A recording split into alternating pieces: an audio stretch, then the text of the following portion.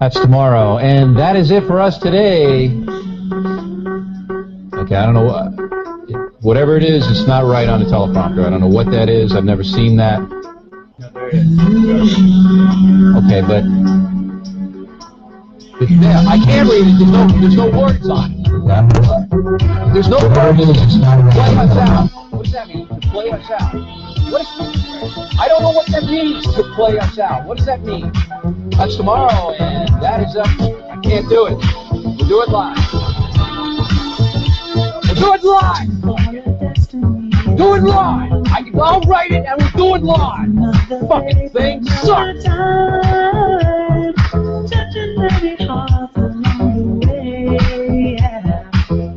That I'll never have to say it's just an illusion.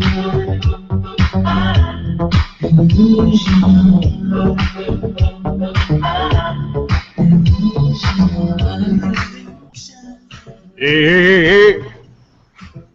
What up, everyone? Jeff C. here. It is Wednesday. Yes, September the 9th, 2015. I hope you're all doing well. I hope you're all tuning into the show. I'm sorry we're late. Better late than ever, though.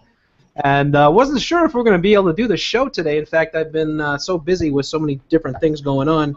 But talked to Tom this afternoon, better known as Press Reset, and we said, yeah, let's do it. Let's do it. We'll do it live. So here we are, Tom. How you doing, buddy? We're off the cuff tonight. We didn't really have much of a schedule planned, but we've, well, there's a lot to talk about. So we don't really need much of a schedule. There's already so much to go over. We're going to talk about the current migrant crisis going on in Europe and obviously the Middle East. We're going to talk about the fat shaming. Yes, the fat shaming video, viral video from what's her name there, Nicole Arbor, right, Jeff? Yes. We're going to talk about that, the LGBT agenda. What else do we have today, Jeff? What else? Well, there's the Kim Davis psyop that's been ongoing. We also have kind of the ongoing saga dealing with of course, the Virginia shooting hoax, and we both got a kind of personal story that we can relate to folks here dealing with that, and also what came off the news today, and hopefully we'll have Professor Doom in soon to help us discuss this, is the 2 radio hosts that were suspended for calling it a hoax. How dare they? How dare they have a mind of their own? How dare they ever question the corporate media? What got into these guys, man? I mean, they got to straighten them out, right? Yeah, right. So yeah, and what else? I mean, there's a lot of other things. There was a plane that burned on the tarmac. I mean, there's a few things that we might look into if we've got extra time in the end. But I think we're going to start off with this migrant crisis. This is part of a much bigger picture. We brought in our good friend FYGP, formerly known as Fuck You Google+. And you know the irony is, you don't even need a Google Plus account anymore. They did all that for nothing. Didn't you change your name, dude? Isn't it? It's Free Yourself Globally Project now. Free Yourself Globally Project now. I figured it would be better to not have a curse inside the name. Oh, I don't know. Yeah. But it is funny though. They enforced this Google Plus thing on us, which I guess, I mean, was this the plan or was it just a giant disaster? Because now they've pretty much removed it from YouTube. So we're back to maybe the way YouTube is supposed to be, or it could have been, before they fucked with it. And then we all had to get used to it, of course, and have to use their fucking stupid-ass system. But anyways, we came to talk about first dealing with this migrant crisis that's exploding all over Europe right now. This is a really big deal. You've got thousands, tens of thousands, hundreds of thousands of immigrants. Well, millions.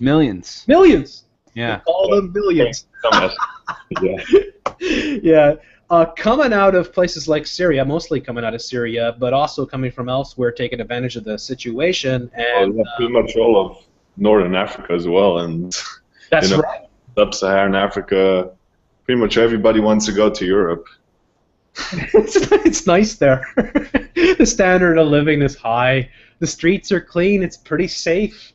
You know, there's good schooling. Well, until they brought in all the LGBT stuff. But I digress. But yeah, I mean, it's a much better lifestyle if you're coming from the Middle East. if you're coming from, say, Northern Africa, especially places like Libya, right, which, of course, the New World Order just turned upside down, which they love to do. So we've got this thing just exploding all over Europe, and now the tension's rising. Tom, did you want to start with this? What was the first thing you wanted to look into? Yeah, so we have all these Syrian refugees going to Europe. Obviously, why? Well, that's the first question, right? Well, why is this going on? And the first answer and the only answer is, well, the United States, Israel, the United Kingdom, yeah, among others, and then obviously the Saudi states like Saudi Arabia, United Arab Emirates, Kuwait. These countries as well. These are all of the rich Western nations, pretty much Western. I guess you could call the Saudi countries sort of Western. They work with the West, that's for sure. All of these countries are the ones funding the Islamic extremists, the rebels in Syria that are fighting the government in Syria, that are fighting Assad's regime. And this is why it started. Before these rebels were funded and propped up by the West, there was no war in Syria. Sure, there was, it had its problems, as any nation in the Middle East does, but it was relatively stable. Now it's a complete, utter shit show. I mean, total chaos, and it's a war-torn nation. It's destroyed. From north to south, east to west, basically. Obviously, Assad is an enemy of the West for the most part. That's my opinion, because there isn't a Rothschild-installed central bank in Syria, and it's just not a Western-controlled, nation for the most part. I'm sure the West has its spies and certain elements within Assad's regime that are controlled, but I think it's out of their control. That's why they're funding all of these rebels in surrounding Syria that are now at war with the Syrian government. Who is responsible? Well, all the countries that were funding these rebels, and none of these countries, except for the UK, the US, and maybe some other Western nations. But countries like Israel, none of these countries are accepting migrants. Countries like Israel, countries like Saudi Arabia, United Arab Emirates, Kuwait, none of them are accepting any of the refugees, even though they're very, very responsible for what's going on in Syria. And they're the closest countries. They're closer than Europe. Israel, Saudi Arabia, United Arab Emirates, Kuwait, they're right there, right next to Syria, and they're not accepting any of these migrants, any of these refugees. Is any of these refugees trying to go to those Middle Eastern countries? As far as I know, yes. Some of them are trying to go to these countries, and they're not being allowed to. They're just not letting any in. So, there isn't much incentive, though, in the end, because they know they're not going to be able to get in, so they're not going to go there. It's also much greater chance of them, not being safe potentially in another sort of. Completely right. In many of those countries, such as Dubai and Qatar, many of these new skyscraper skylines and all of these cities are in fact built by almost slave labor. Oh yeah, Dubai itself, the entire skyline. I mean, what is it, like 1 out of 10 people that populate Dubai actually are citizens there, and they're like a total aristocracy, right? Absolutely. Yeah, so I mean that it's the irony, of course, and that's the way it is, and it's also, but this is all to me. I mean, it's all part of a bigger plan, and I think that's a lot of what's happening. Similarly, I guess you could say, in a way, you can compare it to what's happened in the United States with the Mexican immigrants flooding over the borders, especially over the last 10 years or so. This is something that the New World Order likes to do, I find, to dilute populations to degrade sort of strong ethnic traditions, ethnicities, people's cultures and customs, and this is where it's different. I mean, myself, Tom, we're from the melting pot, essentially, right? I mean, United States, the melting pot. Canada's kind of the mosaic, right? But I'm in a city that's very multicultural. It's extraordinarily multicultural. You don't look twice if somebody's Chinese or African or wherever, right? I mean, there's just people from everywhere here, and everybody, it's not that racism doesn't exist. It's just that we're very much acclimatized to accepting that sort of multiculturalism, right? And it works really well in cities like Montreal, like New York City, say, Boston, to a lesser extent, Toronto, big-time melting pot type cities, or mosaics. I think Toronto would be more of a mosaic where, and you can say that about Montreal. In the United States, they really encourage you to become American first. What you have here is you have nations. Now, our good friend here, FYGP, is from Switzerland, and you're talking like all these nations, wherever you're from, especially, I mean, the Germanic sort of tribe, right? I mean, if there's such a history, there's such a strong sort of ethnic nationalism that exists within the German people, and of course that gave rise to the sort of era of nationalism, right? When we had World War I, World War II especially, right? But nonetheless, like, these people, when you think of somebody being Swedish, right? You think, well, blonde, blue-eyed or whatever. You think of people that are, say, Spanish, of being a certain sort of way, Portuguese or whatever. I mean, every ethnic group within Europe has its sort of cultural traits and characteristics, and it's what makes Europe such a beautiful place for people to visit, because they go there and they see all this wonderful culture that has developed for hundreds and hundreds of years. Thousands of years even in some places, right? So the history and the tradition, and what happens is, and this is the big problem, I mean, this is what we've seen, was a couple of years ago, it was in London, in Great Britain, where all these riots were happening all over the place. You had in Paris, you have like 5 million Muslims that are there, and these people do not integrate with each other. Like Muslim people are very, very different than, say, more liberal sort of European people, Roman Catholic or whatever you want to say, right? So you're putting these cultures, and you're in a way you're eroding the strength of what these European nations, what people traditionally view themselves as, and I think that's part of their strategy to divide and conquer us, essentially, and to So, I mean, now in France experienced a lot of immigrants over the last couple of decades from all kinds of African countries and Arab countries that also have were former French colonies, in fact. And I mean, you see it now. France is over 10% Muslim, and there is certain kind of very traditional Muslim families living there that really want the mosques and the imams to start the prayers at 6 a.m. in the morning and 5 times a day.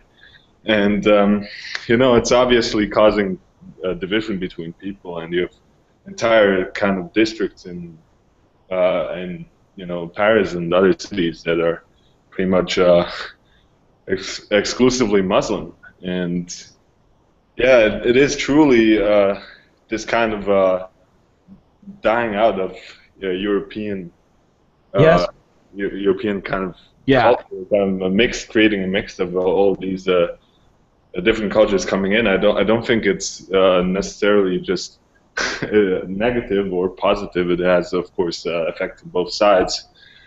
And in the end, I don't care what kind of nationality a person is, if a person is reasonable and and that's, I mean, that's common sense, right? I mean, I think we all have that mentality where, like, I certainly do. I mean, as I said, I'm in an extraordinarily multicultural city. You can't walk a block without crossing people from all 4 corners of the world, sort of thing. So, and I think it's great, right? But this is what this is. I mean, this is what a city like Montreal is. It's I mean, then the problems come in with, I mean, we have the same problems here, right? Because the people that are very strong francophones see the city becoming what they call allophone, right? There's the anglophone, there's allophone. Allophone represents all the other people that are either not English or French.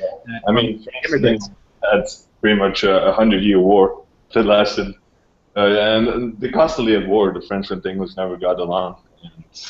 Yeah. So here, the people that are very strongly sort of separatist and nationalistic, sort of, they really react strongly to all the immigration and all the people that won't adopt their culture. And that's one of the things that they have a big problem with, and that's why we had things like Heroeville here a couple of years ago, where there was a town that brought in this charter that was going to ban niqabs and, you know, all these burqa, or, you know, all these different sort of Muslim type paraphernalia, and you know, and it became a big brouhaha because it was a completely French Canadian town that was in the middle of nowhere that no Muslim had ever been to, sort of thing. But they, from their point of view, I mean, it was that they were afraid, seeing what's happening in Europe and places like that, that, you know, this was going to happen to them eventually. And maybe they took it too far and all that. But now, I mean, when you see what's happening and you see this, I mean, this is going back now. I mean, we're talking decades now when we talk, especially London, and we talk Paris, two of the biggest cities in Europe, two of the centers of Europe. I guess you could say the same thing, you know, with Berlin or Hamburg or Frankfurt. I mean, the big German cities, right? They're the same type of massive sort of Islamic immigration that is coming in. And you know, you can't expect anything but a clash. I mean, the people that are responsible for this happening have to know the end result, because you're putting cultures that are so diametrically opposed. I mean, it's not that they hate each other or anything, but it's just completely different cultures. Like you're saying, I mean, you get strong sort of Muslim culture where they want to pray 5 times a day, sort of thing. I mean, that's so different than the, say, typical liberal sort of Europeaner, right? Even if they're Roman Catholic or whatever, right? I mean, it's a very strong culture shock. And when you put these groups in amongst each other, and you have like these strong cultures, these strong traditions, this is how these people, you know, when you think of France, you think of baguettes and berets and, you know, guys playing accordions and shit like that. You don't think of Muslims, right? I mean, that's not the picture that we have. The same thing with Sweden, the blonde, blue-eyed sort of look, you know. You know, when you start bringing in millions of people from a completely different part of the world, of a completely different religion and a completely different sort of ideology, what else can you expect but to have? The way I see it is, I think this is all done by design, and I think that there's a specific agenda going on here. What the New World Order wants to do is they want to erase all past forms of culture and history. So you have in these European nations very specific and diverse culture. They want to erase the diversity of Europe. They want it to be a multicultural, sort of one homogeneous entity. So one good way to do that is to bring all these immigrants in, and of course, you know, it's very interesting. A lot of the native people in these countries in Europe are being told, women for instance, are being told not to wear skirts or shorts that are too short because it might offend the incoming migrants. I mean, it's like, you know, they're telling, the governments are telling the people, the citizens of these countries, you know, in Europe, to adapt to the refugees, or I should call them migrants, because many of them aren't even refugees. Some, you know, some of these migrants are actually just, you know, they just want to go to Europe because there's a better, higher standard of living. They're not even from Syria. Oh, yeah, I mean, so many people would take advantage of this, and it would be maybe the prudent thing to do if you were in their situation. If you're right, you can't blame them. Yeah, if you're in Afghanistan or Somalia or something like that, right? Yeah. You got a chance to get into Europe and get, as you know, subsidized housing, you know, jobs, a home, you know, a family, some safe streets and stuff like that. that's hugely appealing. So I don't blame a lot of these people for wanting to have a better life. But I'm going to say one more point here before you go on. I just want to show how it's all by design. If you look at this picture I have up here, it's sort of a little chart showing, you start the war in Syria. Of course, there's many agendas why the West, or I should say this cabal started this war. But one of them is right here in front of you. Start the war.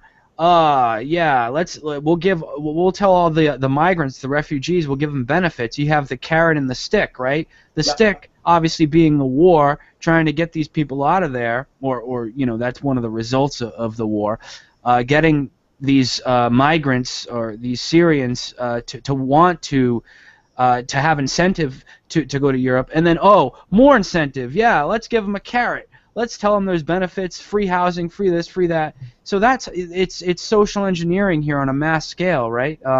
Geopolitical, social, population control, I guess you could say, or a population migration, a big massive exodus. How do you do this? Well, this is how you do it. It's the carrot and the stick. But go on, Jeff. I mean, just looking at that screen, and it's very interesting. I mentioned this to Tom in the pre-show. I said, it's kind of funny that a lot of them want to get up to Sweden, which means they have to go through the entirety of Europe to get there, pretty much, right? I mean, how many countries, FYGP, would you have to go through to get from, say, Turkey to 14 countries. Yeah, exactly. What are the chances that you're actually going to make it to Sweden, right? Somewhere along the way, you're just going to say, fuck this shit, right? I'm tired.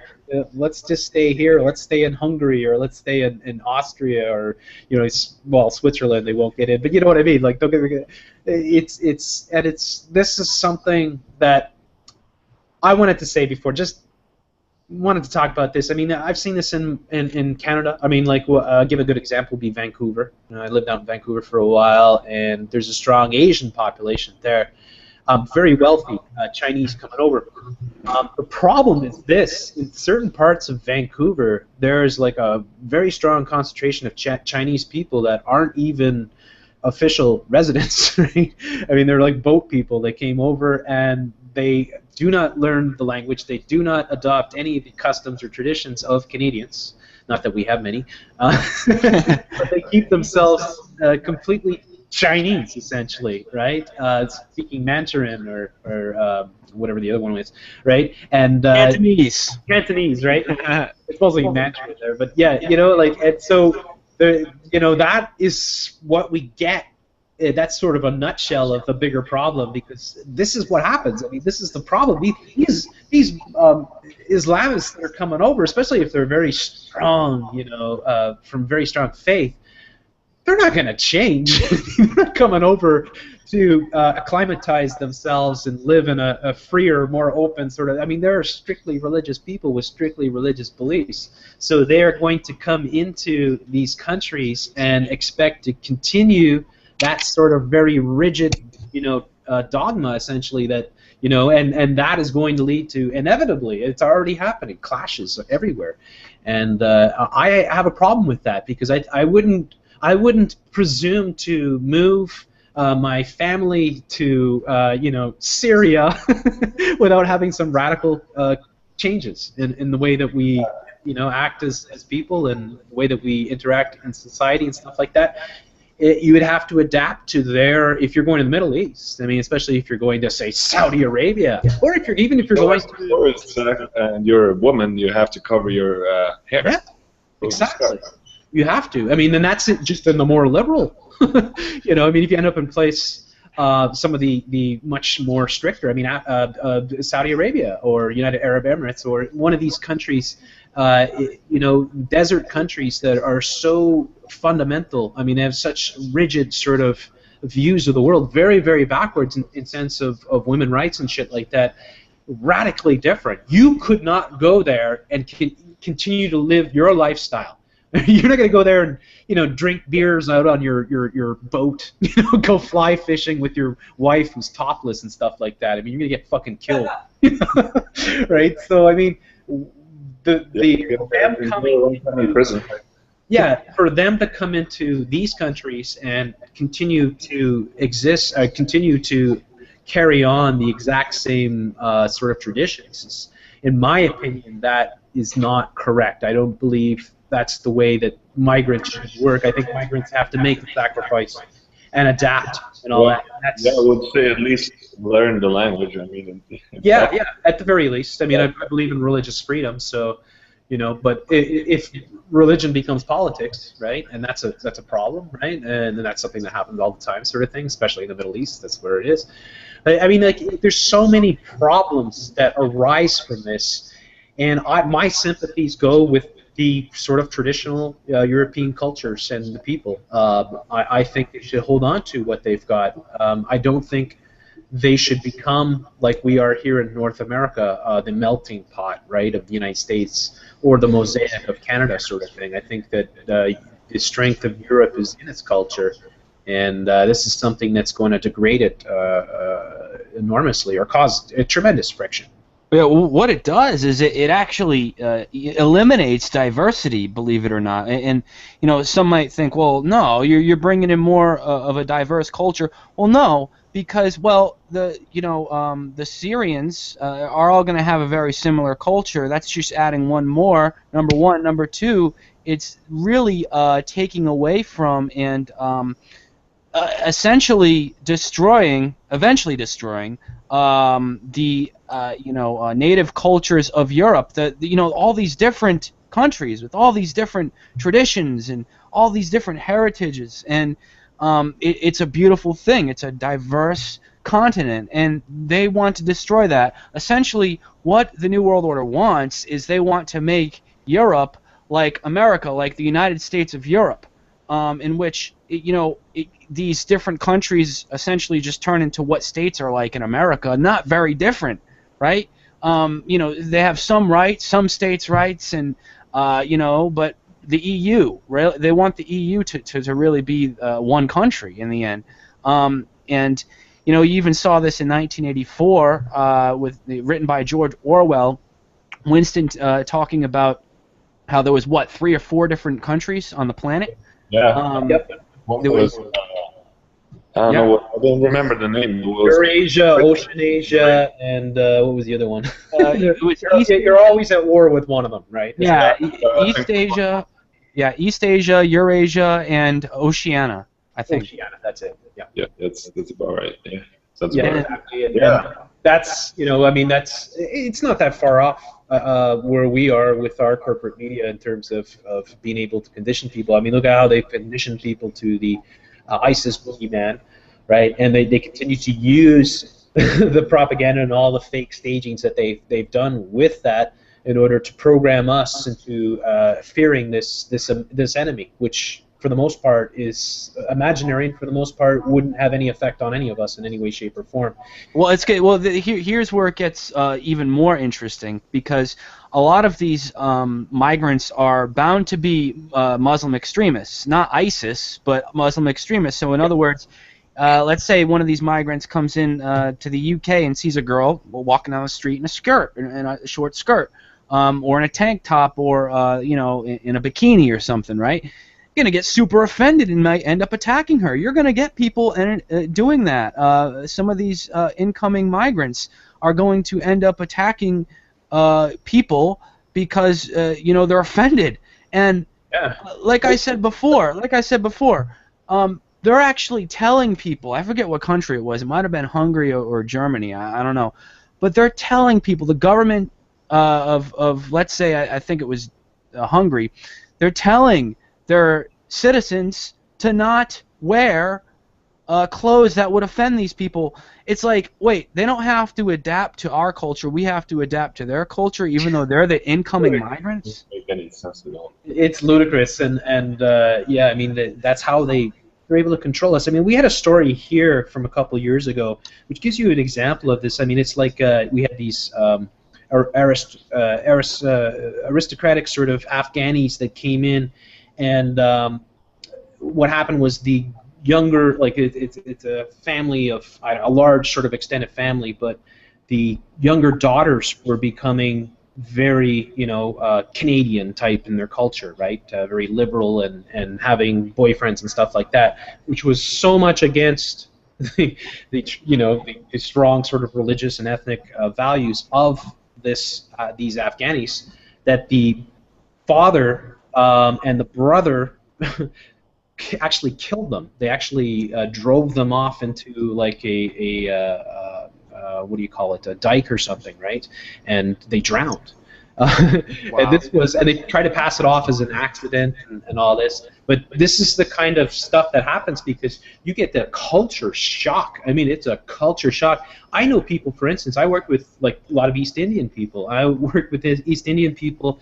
It was just astonishing because, I can tell stories, no names involved, but like I worked with an East Indian woman that used to get beat up regularly by her husband because she was becoming more, traditional, or not traditional, moving away from the strict sort of. She was becoming assimilated. She was becoming a stronger woman, essentially. Becoming feminist, not feminist, but just becoming more liberated as a woman, sort of thing. But the husband, being of the strict sort of East Indian Sikh beliefs, would beat his wife regularly, sort of thing. So we had to, get involved in that sort of thing, and it was pretty nasty.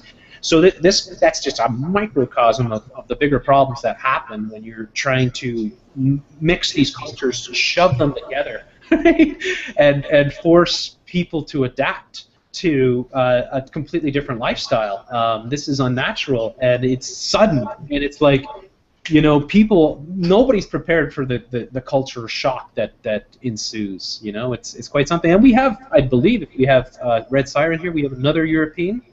Red Siren. Yeah, hey. Hi, welcome to the show. Hey, this is the second time I talk to you. Hey, it's nice to talk to you again. I believe you're from Belgium, if I'm not mistaken. Yeah. Yeah. So, what do you see? What's your perspective on this and everything that's been going on? Well, what you've been saying, I agree with it, but I do think that the media wants to have us focus on that, our differences with the migrants or the refugees. I think they want us to focus on that, so we can't come together and because we know that these people aren't our enemies. It's the elite that's doing this, and they're our enemies, and they're doing different kinds of things, and they're our enemies, not the refugees. And I think they really want to keep us focused on the refugees themselves, it's their fault that they're coming here and stuff like that. And you see the stuff being blamed on all kinds of ridiculous things, such as people smugglers. I mean, of course, there's people smuggling going on, but I mean, when you look at the root cause is of course the war of NATO against all these Middle Eastern countries. And I mean, Libya has been in a warlike state for at least 3 years now. Syria at least 4. Afghanistan, I think 14 years, ever since 2001. Iraq, pretty much the same. And it's not climate change causing these people to move. Is there any sort of angle that they're pushing climate change? Yeah. Who was it that said that? FYGP. I'll have to find it. Maybe you could just do a quick Google search. Yeah, I'll do a search here quickly. The migrant. I didn't know that. That's too funny. I mean, they'll try anything, won't they? Yeah, they're pushing all kinds of stuff. What was I gonna say? Shit. Oh yeah, I remember which one it was. It was kind of a BuzzFeed-ish video. Very kind of and it was actually a cartoon. I think it was How the Syrian War Started cartoon. If you type in that, then they will talk pretty much about the drought causing all of this civil war. And yeah. Well, I found something here. I'm going to show you. I'm sharing my screen. Yeah, I forget who it was. They shared something on. Check go this ahead. out. Is climate change affecting mass migration? Oh my god. Brown areas indicate areas where few plants grow and vegetation is scarce. Well, yeah, Green of course, areas, it's a desert. Yeah, right. That's what you call it, eh? Right? Green areas indicate areas where vegetation is healthy, foliage is dense, and plants are growing quickly. I mean, yeah, you're right. I mean, the fucking brown areas they've always been the brown areas. Like the Middle East, man. Come on. Civilization existed, pretty much. Yeah, exactly. I mean, so what do I got? John Kerry. Okay, check this out. I'm going to make this a bit bigger for my eyes and yours. John Kerry painted an apocalyptic vision of climate change last week. And this is all, we should touch on this. In fact, this is the bigger picture. I don't know, we really have to talk about this, but John Kerry also signed the United Nations gun grab bill as well. And we also have the Pope that's showing up to do the Agenda 2030 thing, right? So like it's like they're amping up this whole global warming thing in a big way. There's no doubt that's why they're connecting it with this story. But here he is. John Kerry painted an apocalyptic vision of climate change last week as he addressed the Global Warming Conference in Alaska.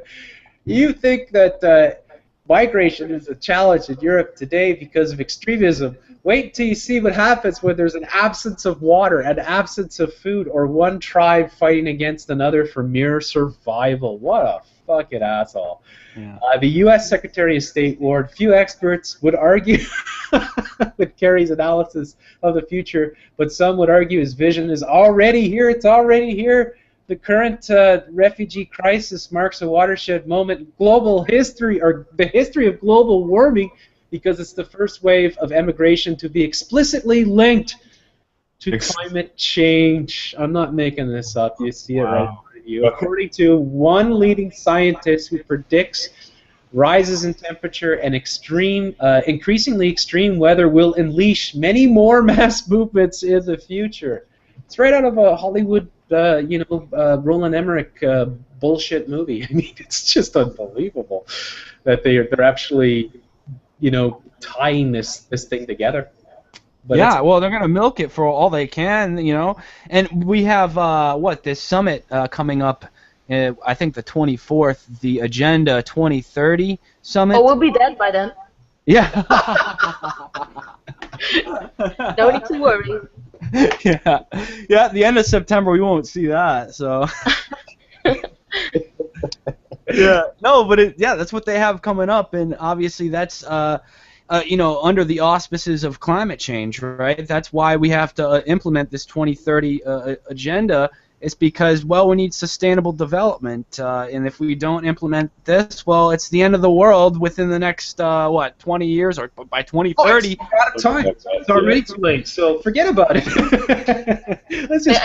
I do believe that this refugee crisis is part of that agenda, actually, because I think by getting all of these massive amounts of immigrants or refugees in here, that Europe will become poorer and poorer, and they will the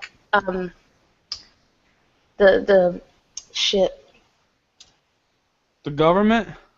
No, the standard of living. They're gonna lower the standard of living here, I think. Mm-hmm. Well, yeah, it's already happening. I mean, places like Greece, Spain.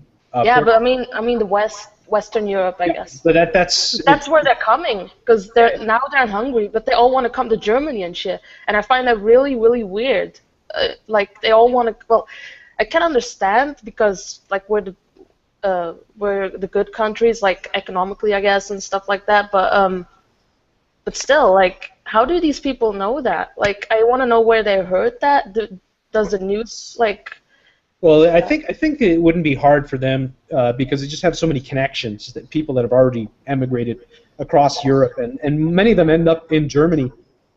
And because Germany is the powerhouse, and really, without a doubt, I mean, the center and controllers of Europe, right? I mean, they are Europe, essentially. The way that Germany runs they run the euro. I mean, it's their baby. So a lot of them are going to end up there just because there's opportunities there. The unemployment rate is much, much lower than it is in aforementioned places like Greece. Nobody's going to emigrate to Greece right now, even though it's beautiful.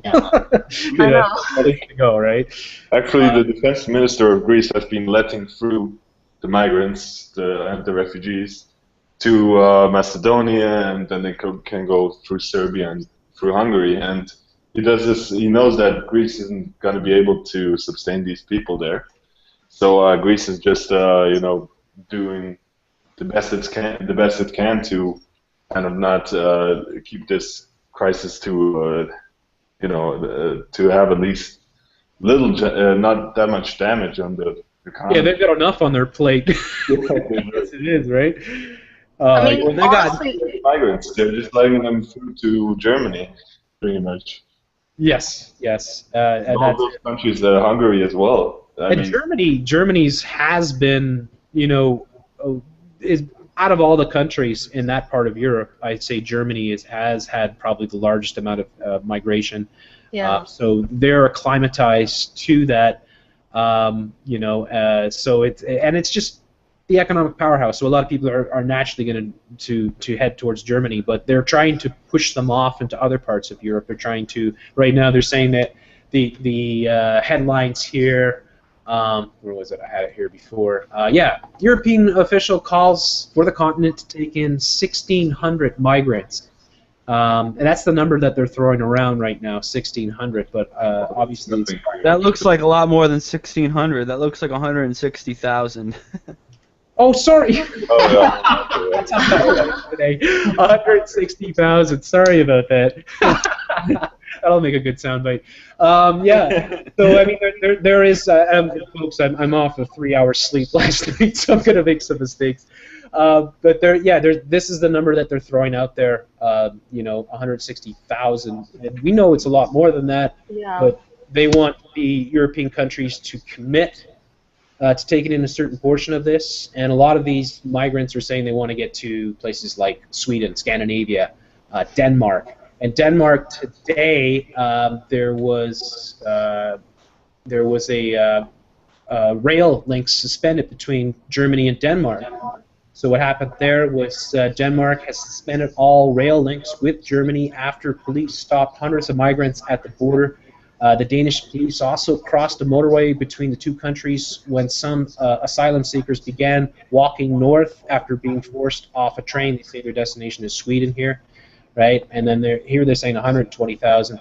But yeah, I mean, as you see here in this photo here, you've got a bunch of migrants that are trying to make their way into Denmark as well. So it's all over right now, and this isn't going to get. It's going to get worse. It's going to get worse, definitely. And I mean, when you look at Syria, Syria has 22 million inhabitants. According to some estimates, already a couple of million of those people fled somewhere else. So, I mean, it's just insane what is actually taking place. Yeah, this is just a huge problem right now. So there's. I mean, it's something that. It's something that we're all. I mean, that Europe's going to have to. People are going to have to deal with. I mean, this is. You know what it's gonna result in too. Like we already talked about how it's gonna really dilute the traditions of the natives in the European countries. But also, I think you're gonna see a major uptick, a major increase in the support for the far right wing. Like white pride groups in these respective countries.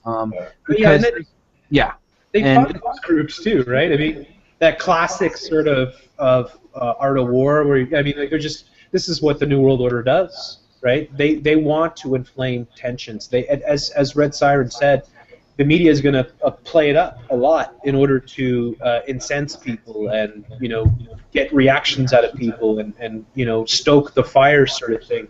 No doubt, it's all part of the divide and conquer. And I agree. I mean, both you guys, young Europeans, you have a very sort of modern, view on things, and that's a positive thing. I mean, you're not racist or anything like that.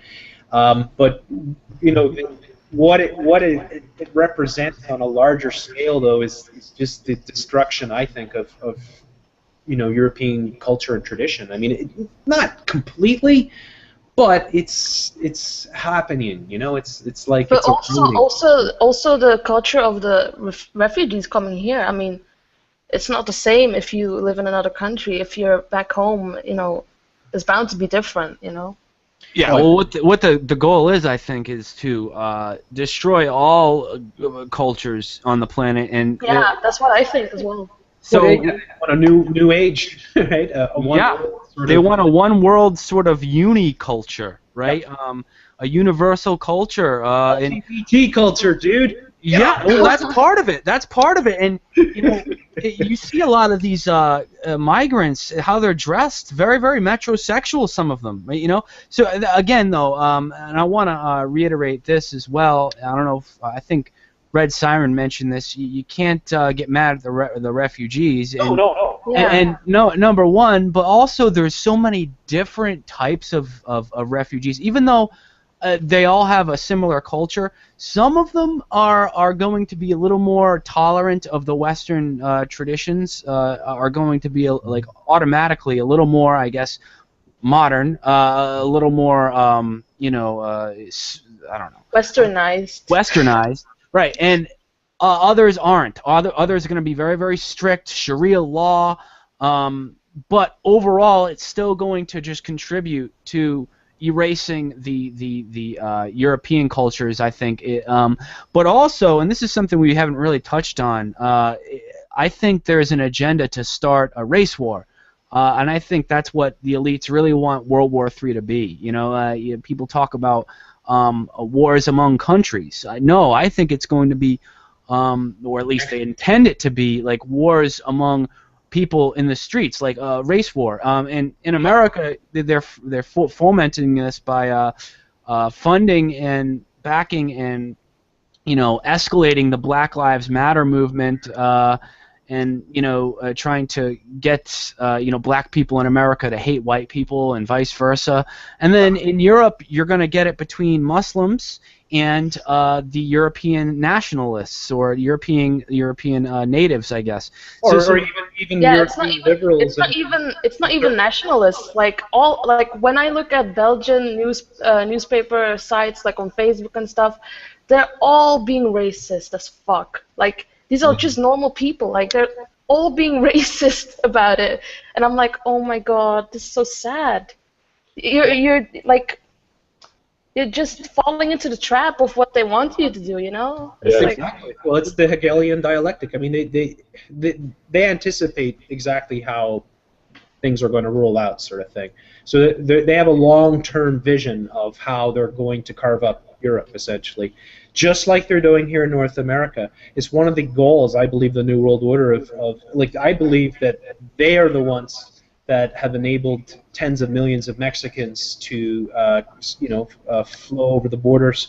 And it's a perfect sort of strategy because they know that they can dilute the strength of people, the state strength, the strength of people that have generational ties to those states by having a giant sort of influx in immigration of people of completely different sort of backgrounds. You're talking to people that are Mexican, they're not going to have any sort of allegiance to, say, the state of California or Arizona or, United States itself. They'll see themselves as Mexican first, sort of thing. So, I mean, that's a lot of what's going on, I think, right around the world. To destroy the strength of people, get us all fighting each other, and we can't fall for it. Like Red Siren is saying, we don't want to fall for what they want us to do, which is to get inflamed and start attacking and forming sort of extremist groups, which is what they'll be funding. As I said, the extreme right groups in Europe are always heavily funded by the Rothschild banks. Because they know that they can use them and that they can, they're like a hammer, right? When they got a problem, they can smash things with them. So they're going to. Remember, in Ukraine, they had the Maidan troops, the Maidan troops, whatever you call them, the right-wing extremists in Ukraine helping out Kiev, right, fighting the Russians. Yeah. Mm-hmm. So that's and a lot of these groups throughout Europe are indeed connected to these NGOs and all sorts of globalist, I guess you could say, New World Order groups, right? The globalists, damn it. Globalist. Yeah, and tearing down our borders. Bring it in. It's true, and then you see what's going on here. The sort of counterpart the other component of the race war that they want to start, that they're trying to start. In America, who's funding it? George Soros, Black Lives Matter. He gave $33 million. You know? So it's the same shady individuals or shady groups behind all these, I guess you could say, extremist right-wing and left-wing groups that are fighting amongst one another and forming this atmosphere of distrust in the respective nations that are involved. So, you know, down the road, though, I think what this is really what the end game here is. I guess the short-term end game, you know, not looking decades, but sort of a year or two down the road.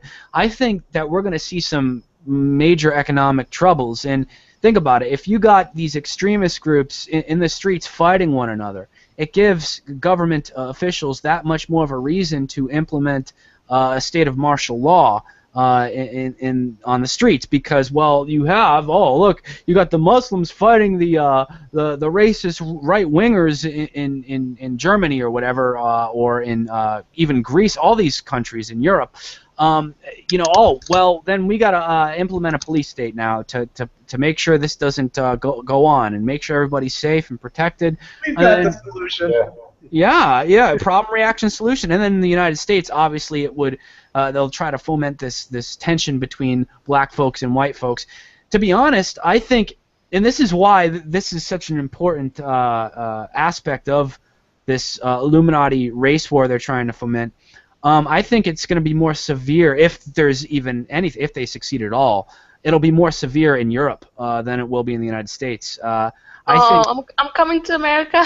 Yeah, you know, because you have all these Muslims coming in to Europe that are indeed very extremist. They believe in Sharia law, some of them, and you have these right-wing groups that truly believe in what they're doing. Some of the people really do believe in what they're pushing. Right? They need to maintain ethnic purity, and you know, it's a somewhat reasonable response, because, you know, they want to retain the culture, their heritage. So you got these two groups with such passion. I think there'll be more, I guess, passion if there is a race war. It'll be more in Europe, because here in America, it's like, it's more every man for himself. You know, it's not. I don't think it's really gonna succeed at all in America. Yeah.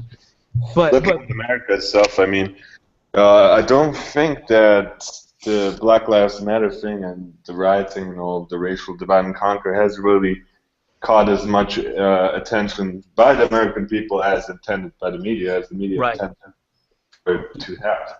I agree. I totally agree. One perfect example of this, something I meant to do a video on, but there isn't much to say, because after the Charleston church shooting, you had in, I think, South Carolina, you had these clashes between people who wanted to maintain or who wanted to keep the Confederate flag and Black Lives Matter, and there was like you saw provocateurs really trying to. There was this one protest. I forget exactly where it was. It might have been in Charleston. But there was this one protest where you actually had like these racist, I guess, neo-Nazi groups clashing with the Black Lives Matter movement, and it was so tiny and small. The media didn't even the media covered it a little bit, but it never really blew up because it was such a insignificant clash and an insignificant protest. But it was obvious there were provocateurs involved, and they couldn't really get anything going. You know, it was like this little fizzle that died out really quickly. They failed in their shilling. Yeah, I think they failed with that one. I think it was really, especially the Charleston church shooting, it was really meant to foment this high tension. I think that's man, it's crazy when we see all. I mean, they just keep hammering us. I think whatever their little failures are, though, overall they're getting what they want, which is kind of scary for us. And yeah, what can we do? I mean, it's very difficult to stand up against this new world order, the power that it has to get, to move people in the directions that they want to move people, to get people to talk exactly about what they want them to talk about. Yeah, I think a big part of the agenda with the refugees, kind of the media agenda, looking at the media, is going to be that the media is going to start scaring people that amongst the refugees there is certain ISIS terrorists. Oh yeah, they are. They are. And I certainly think there is a few, at least, that want to, commit a harm to Western nations. Well, And- yeah, because anybody that hates the West in the Middle East, anybody, they don't have to be associated with any organized group. They could just be a couple families that were their families were bombed by NATO or something. And they want to come up here and get revenge, or not here, but up there and get revenge in Europe. It's a real possibility that there are violent extremists they're going to take advantage of this and come in and really. Or there will be more false flags or hoaxes carried out in the guise of this immigration, this mass immigrants. Oh yeah, that could be a possibility actually. Yeah. Yeah, blamed on the migrants, or at least on a. Oh yeah, because And that's a good point. Yeah, you inflame. This is how the Hegelian dialectic works. I mean, on the bigger scale, right? It's that you control your pieces on the board. You instigate the division. You instigate the hatred. You instigate the tension. Right, and that's what they're going to do essentially. I mean, I'm not going to say, of course, there's going to be extremists that'll sneak in. I mean, if there's millions that are getting in, and we've had millions of migrants over the last decade all over Europe, if not tens of millions, right? Especially coming from the Middle East, places like Syria. So there's going to be a lot of bad seeds that are going to get in there, and yes, some of them may legitimately cause damage. They may legitimately join extremist groups and might legitimately cause harm to citizens or themselves or to their own people. But I think the bigger events that will happen and potentially be blamed on these people will be part of that dialectic that they're going to orchestrate, like they did with the Paris. I mean, the Paris is a good example. I mean, we're talking about an event that happened. What was it? It's been about not a year. January. So we're 8 months away or so, 9 months away. So we're 3 months away from the anniversary sort of thing.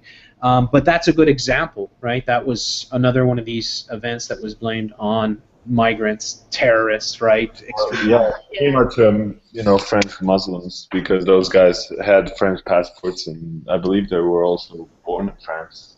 Yes, but they were associating with extremist Muslims. Yeah, of course. Yeah. They had that ideology, so it's part of how they're going to control the narrative and create this ongoing tension. And if you think about the perfect storm, I mean, the perfect storm is happening right now in many ways. If you have the economy that just bails out on us, then it'd be worldwide, recession, depression, possibly worse than anything that we've ever been through in the history of the world, that could dwarf what we've been through in say 2008 and even in the Great Depression.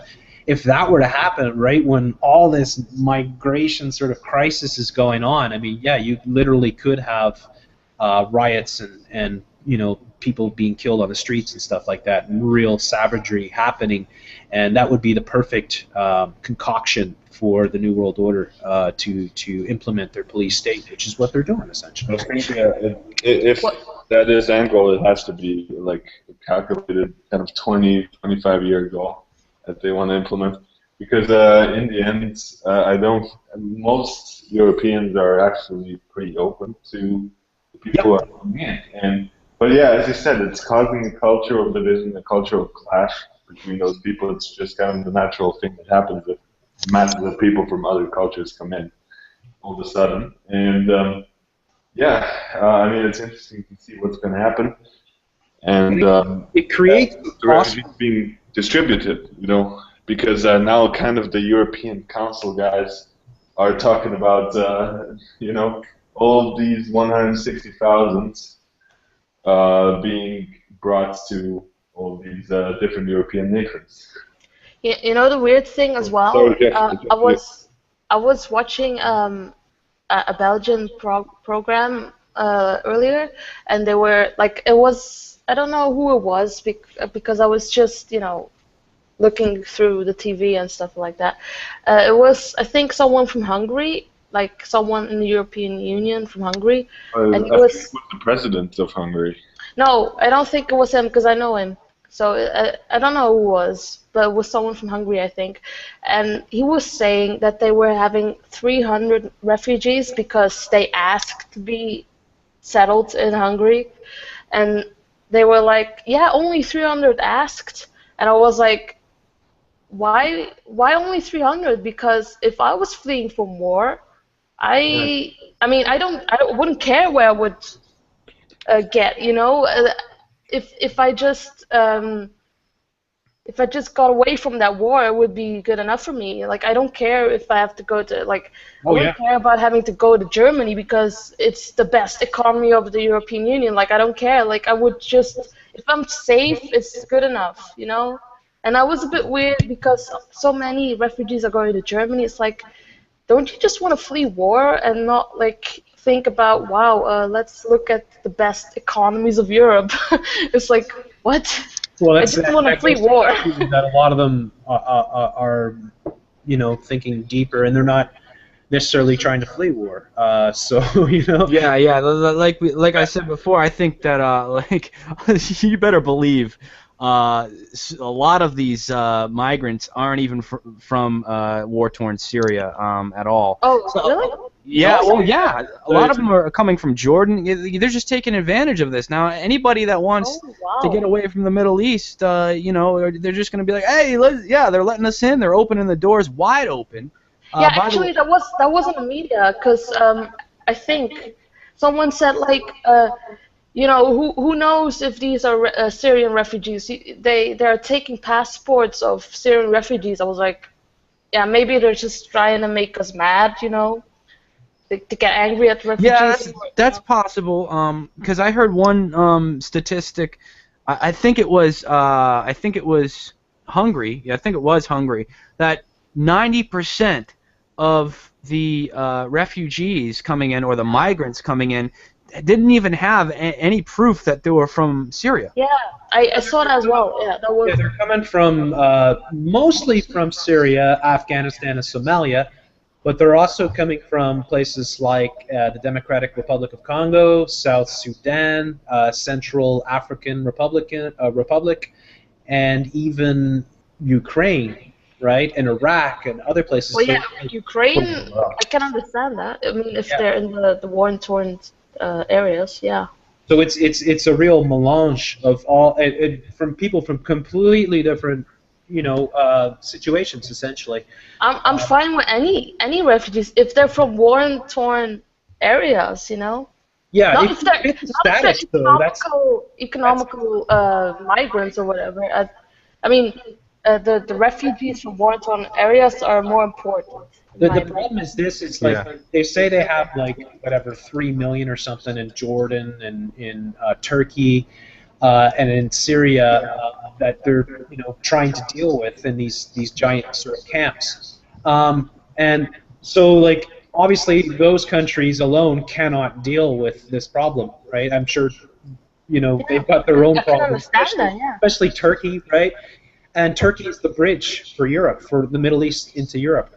So most of these people are going to come through Turkey. Turkey is the most strategic country, really, in NATO right now, and it has been ever since the Cold War essentially started.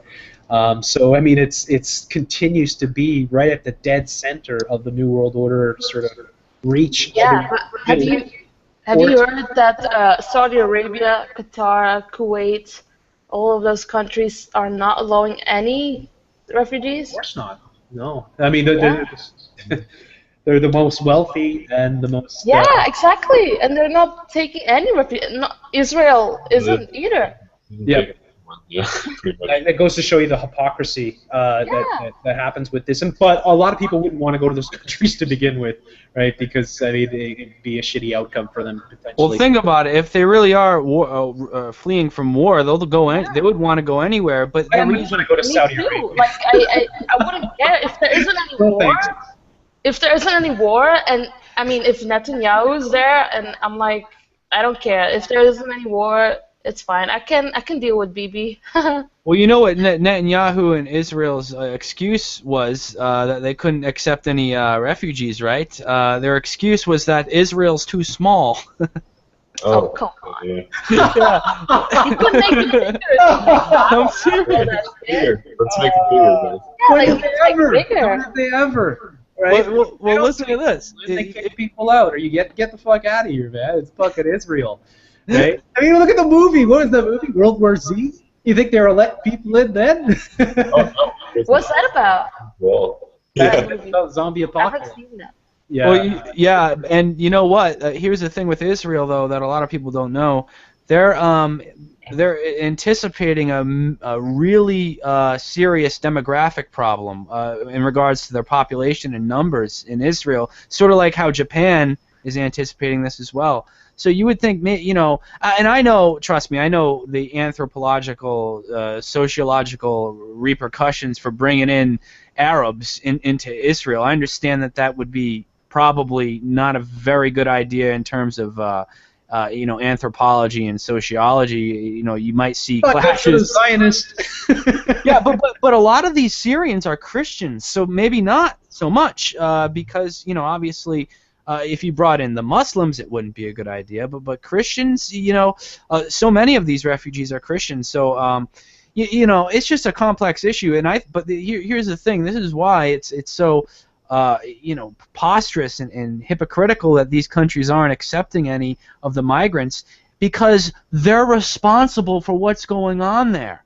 They're responsible for the war. They're responsible for funding the rebels. You can blame Saudi Arabia, along with the U.S. and the West, but you can blame Saudi Arabia, Kuwait, Dubai, and Israel the most. And it's not like they're accepting refugees and the refugees just don't want to go there. They're saying, no, you guys can't come in here. Borders are closed, even if you wanted to. So that's where the hypocrisy lies, you know?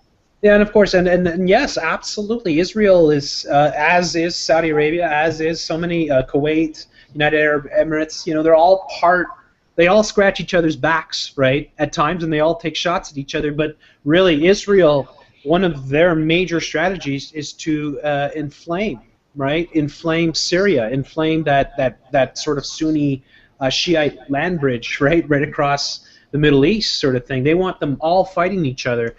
This is a part of a long-term strategy for Greater Israel, because they want to expand Israel. They don't want to give back the territories that they've occupied. They want to grab more territories. Israel has huge ambitions, especially the Zionists within Israel have huge ambitions about where Israel is going to be, say, 25, 50 years from now, and it's not going to be smaller, not according to them. So there's a lot of strategy involved in causing all this friction. It also takes the heat off them that if there's so much war going on in places like Syria, Jordan, other surrounding countries, it lessens the burden on themselves, and that's one of their strategies to get all these other countries against each other, sort of thing, taking shots at each other. Get Turkey and Syria to trade blows, all these different countries to go up against each other, and the end game, of course, is to grow the power of Israel, and that's the way they think. I mean, they are a tiny little nation. I'll give them that.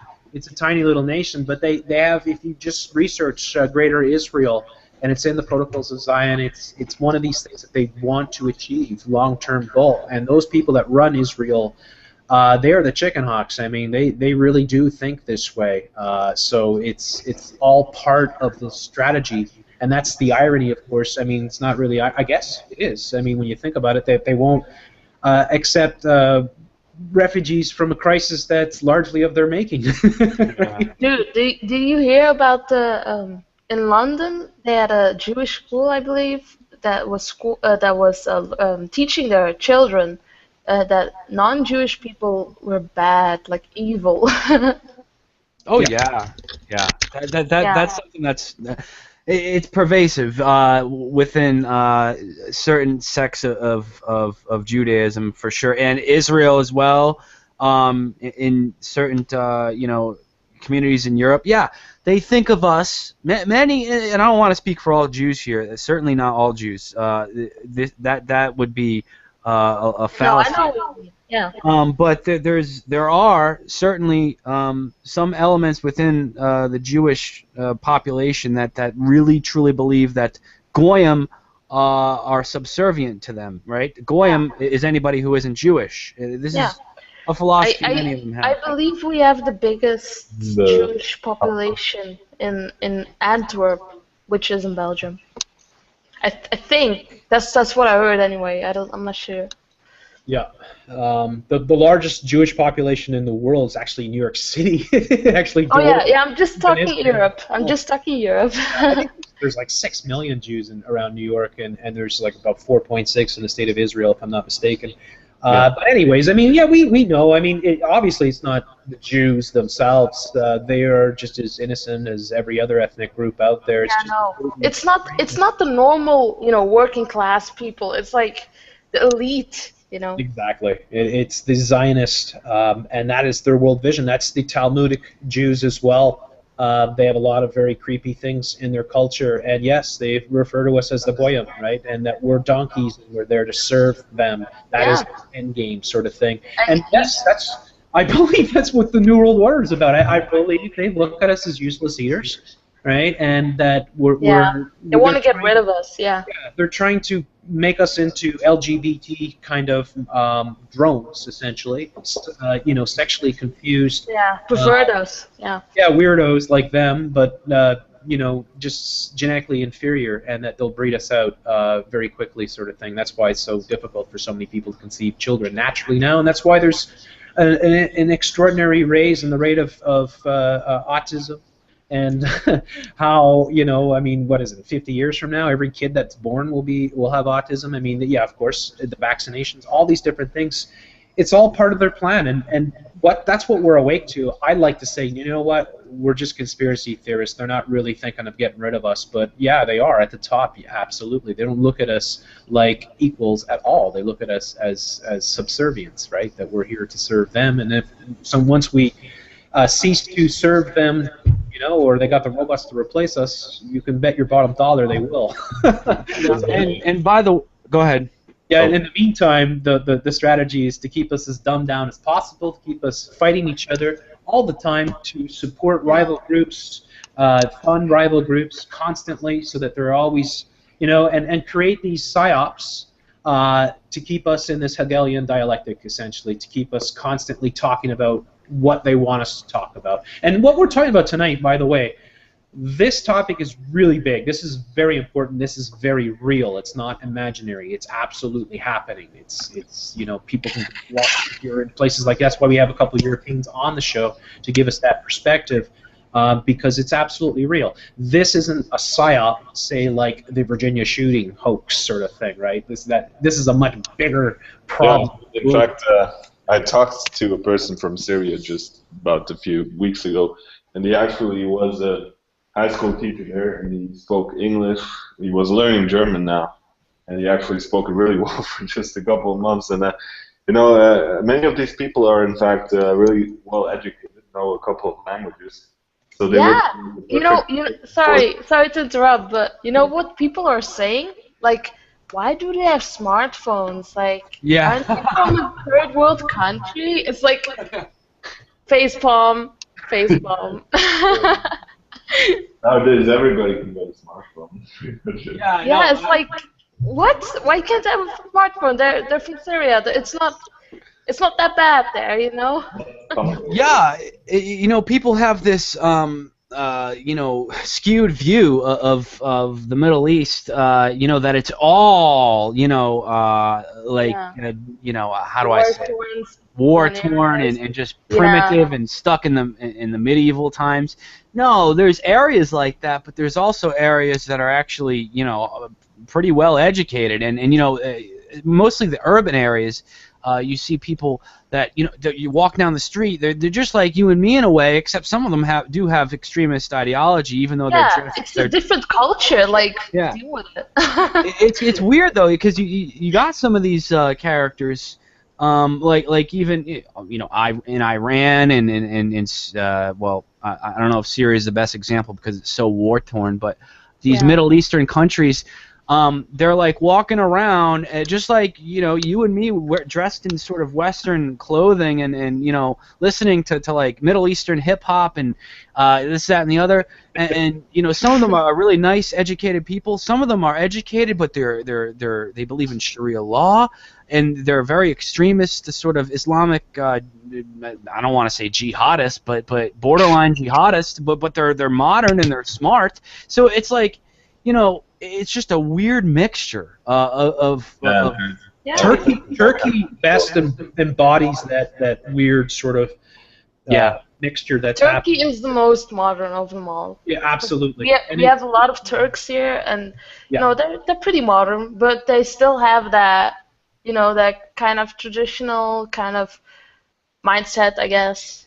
Yeah. But they're cool. I mean, I think if I had to get along with one of them, I think I'd have to get along with Turks the best, Yep, they're very cosmopolitan, and they're very advanced, and the women there have a far greater sort of equality that exists in Turkey than exists anywhere else in any of the other. It also has to do with where they live, because if they live in a city, they're probably gonna be more modernized, Yeah. Like there's like if they're like out in the mountains and stuff like that, because we have a lot of people that came here years ago for the coal mines to work in them, and they're pretty traditional. They're not really. Some are modern, but not a lot of them, I guess.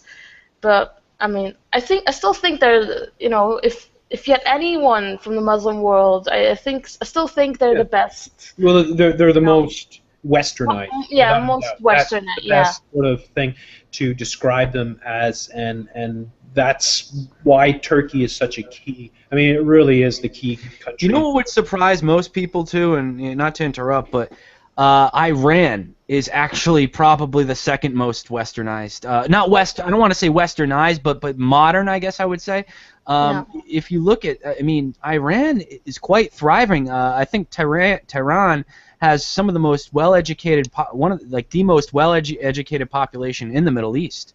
So you got, it's a very odd mixture. I favor 100% Iran getting the nukes. I think. So do I. Yeah. Yeah, I mean, like, get the fuck out of here. What the hell? Israel bitch forever? I mean, they're one of the greatest nations ever, sort of thing, right? So, I mean, obviously, and that's a whole nother kettle of fish sort of thing to get into, but nonetheless, that's one of the objectives of Israel, is to stop Iran from ever challenging their power. It seemed like the Bush Doctrine or the Wolfowitz Doctrine, and you could see it, how clearly it echoes that, where, in the Wolfowitz Doctrine, it was like, our rivals are never going to get stronger than they are now. They're only going to get weaker. We're only going to get stronger. And if anybody ever, comes close to challenging us, we will send them back to the Stone Age. And you had General Wesley Clark saying, I think it was shortly after 9/11, that 9 countries in the Middle East are going to be taken out, and he pretty much mentioned all of those countries that are war zones right now. I don't trust that motherfucker at all, but that's an old interview. That was done on Democracy Now!, so that's Soros-run media. Right. That, obviously, that story has been around for years, and people have been playing that video. And I believe it to a certain extent, because the generals, they're not involved in all the politics and who, what, when, where, and how we're going to install the banks and all this shit. They get the job, right? They're supposed to do it, right? You're in charge of this part of the military or the army or the Navy or Air Force or whatever, right? And you have a job to do. Come up with a plan to invade this country and do this and all that. So yes, and they probably were overly ambitious prior to the Second Gulf War, because the Second Gulf War was much nastier, and far that's one of the things. I mean, if you go into the history of the Gulf Wars, the two Gulf Wars. I mean, the first Gulf War, it was a wipeout essentially, right? They used far superior weapons and all kinds of advantages to just decimate the Iraqi forces. They never had a clean fight. The second one was much different. So they went in when they were gonna go in, the generals, there was two generals that got fired by Rumsfeld, Donald Rumsfeld, the Pentagon, right, chief of staff there, or what was he, Secretary of Defense at the time? Secretary of Defense, yeah. Secretary of Defense. So these two generals came to him, and they were two of the top generals, and they said, we're going to go into Iraq, come up with a plan, show me the plan. Both of them came up with a plan, same thing, around the same thing, 400 to 500,000 soldiers. And Rumsfeld would have nothing to do with that. He wanted to go in, and they did, with 125,000 soldiers, because they didn't want to have that amount of deaths, that amount of soldiers. It would be the logistics, the expenses, everything, right? Yeah, so they tried to cut corners and go in with a skeleton crew, and they thought that they could hold a country which is, roughly the size of Texas. It's absolutely enormous, Iraq, right? I think it's even bigger than Texas, if I'm not mistaken. And that's why the whole thing went to hell. And, we had George W. Bush up on the aircraft carrier 2 weeks later saying mission accomplished, and yet you had another 10 years of war, essentially, civil war. People being blown up by the hundreds every week and still going on. So, they really fucked up with their invasion into Iraq in many ways. So maybe their confidence back then was that they could take these countries one after another. I don't know what gave them that illusion. Probably very bad leaders at the top. People like. Well, yeah, they could remove the leaders. They could remove Saddam Hussein, and now they are trying to remove Assad, and of course they removed Gaddafi. But in the end, there was no chance for the West to somehow keep the situation from deteriorating. Yeah, exactly. So yeah, now we're in their contingency plans, right? For Plan A didn't work, Plan B didn't work, it's like the sarin gas attacks, that they tried to pin the blame on Assad, right? It didn't work, right? They got caught. Even the United Nations came and called them out on that one. Said no, it was actually your rebels that were using the sarin gas on their own people, sort of thing, to make it look like it was the government. So they failed with that. Then they came in with the ISIS. Now you had the whole ISIS psyop, right? And there is legitimate ISIS. I know that, right? But it's like largely what we get fed is. Well, all they got to do is give some Arab cowboys with guns and give them their guns, give them the Humvees, and give them the military equipment, and then just give them a flag that says ISIS, and now you have ISIS, right? I mean, it's not like it's not like it's not very hard to do, right? It's sad, okay? It's kind of like the fake shootings, okay? This is what's sad about it, and this is what is so disingenuous. When you think about the fake shootings, it's like we come out, and this is the spin that these assholes put on us, people like yourself, myself, right, FYGP, when we make these videos calling out these things as hoaxes. Oh, everything's a hoax. There's no real shootings, right? These guys, everything's a hoax, right? No. There's real shootings every day. They're happening all the time. The media never pays attention to them. The corporate media never fucking covers them. Why? Because only if it fits their agenda. Yeah, they can't control the narrative. So hey, guess how many people were shot in Chicago this past weekend, Labor Day weekend? I'll say 15. 48. Oh my God! Really? Yes, 48. Where did you get the statistics? Listen, I'll show you. Hold on. That's the murder rate. That's as many murders as we'll have all year. It was nine people. Sorry, so nine of the people got killed, and then like 46 injured or something like that. Hold on, I'll pull up the article. Yeah. So that's what I'm saying. So with ISIS, it's the same thing. It's like, okay, yes, there's absolutely, there's all kinds of war going on. There's all kinds of different groups that are fighting each other. But what they show us is the shit that they produce, the Johnny Jihadi and shit like that, right? Yeah. And it's so obvious, right? And so how are we supposed to trust them on it? Of course not. You can't trust them. And I believe that's all being set up for some sort of massive ISIS. Oh, they're going to use ISIS like they used Al Qaeda and Osama bin Laden, right? It's the new. It's out with the old, in with the new, of course, right? Until people start tuning out with ISIS, and then they'll bring in another bad guy, right? And we'll just keep doing it. Al-Baghdadi, number 50 or whatever. How many al-Baghdadis have there been? click on my screen right here. Check this out. 8 killed, 46 shot in Chicago. Like, oh my goodness. And guess what? Chicago is a gun-free zone. You betcha. So, yeah, that's what you got going on in the gun-free zones. This is over the past weekend. It was a 3-day weekend, so Labor Day weekend. 8 killed, 46 shot in Chicago. So. Oh, wow. Yeah, it's a fun weekend. Oh yeah, it must have been a lot of partying going on, man. I bet none of those 8 killed will be interviewed. Their parents will be interviewed, or their brothers and sisters will be interviewed by Anderson Cooper. No. I bet none of them will get funds, GoFundMes and shit like that. I bet none of them will come out and talk about how we need to have a change and create and pressure the Senate and and enforce some meaningful gun laws and shit like that. Of course not, right? Because those are real people. They really died. And what their parents are doing right now, they're doing what normal people do. It's called grieving. It's something that crisis actors never figure out. I mean, This is a good segue, Jeff. Crisis actors. Yeah, exactly. Yeah, Speaking of crisis actors, WDBJ. World domination blowjob shooting. That happened in Virginia. Guess who got a phone call from the Daily Beast? Oh yeah, hey, perfect timing because Professor Doom. Oh, I was gonna say that. Welcome, Doom. How you doing, friend?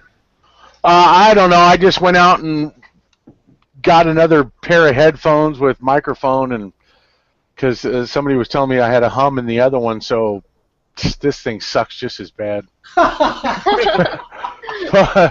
This is a wireless headset microphone, and it freaking sucks. Yeah. You can come to me if you want. If you want to return that, talk to me. I'll try to set you up with a good economical sort of solution. Because you can. It's with the tech that we have now. It's not hard to get a decent mic for like $40-50 or something, right?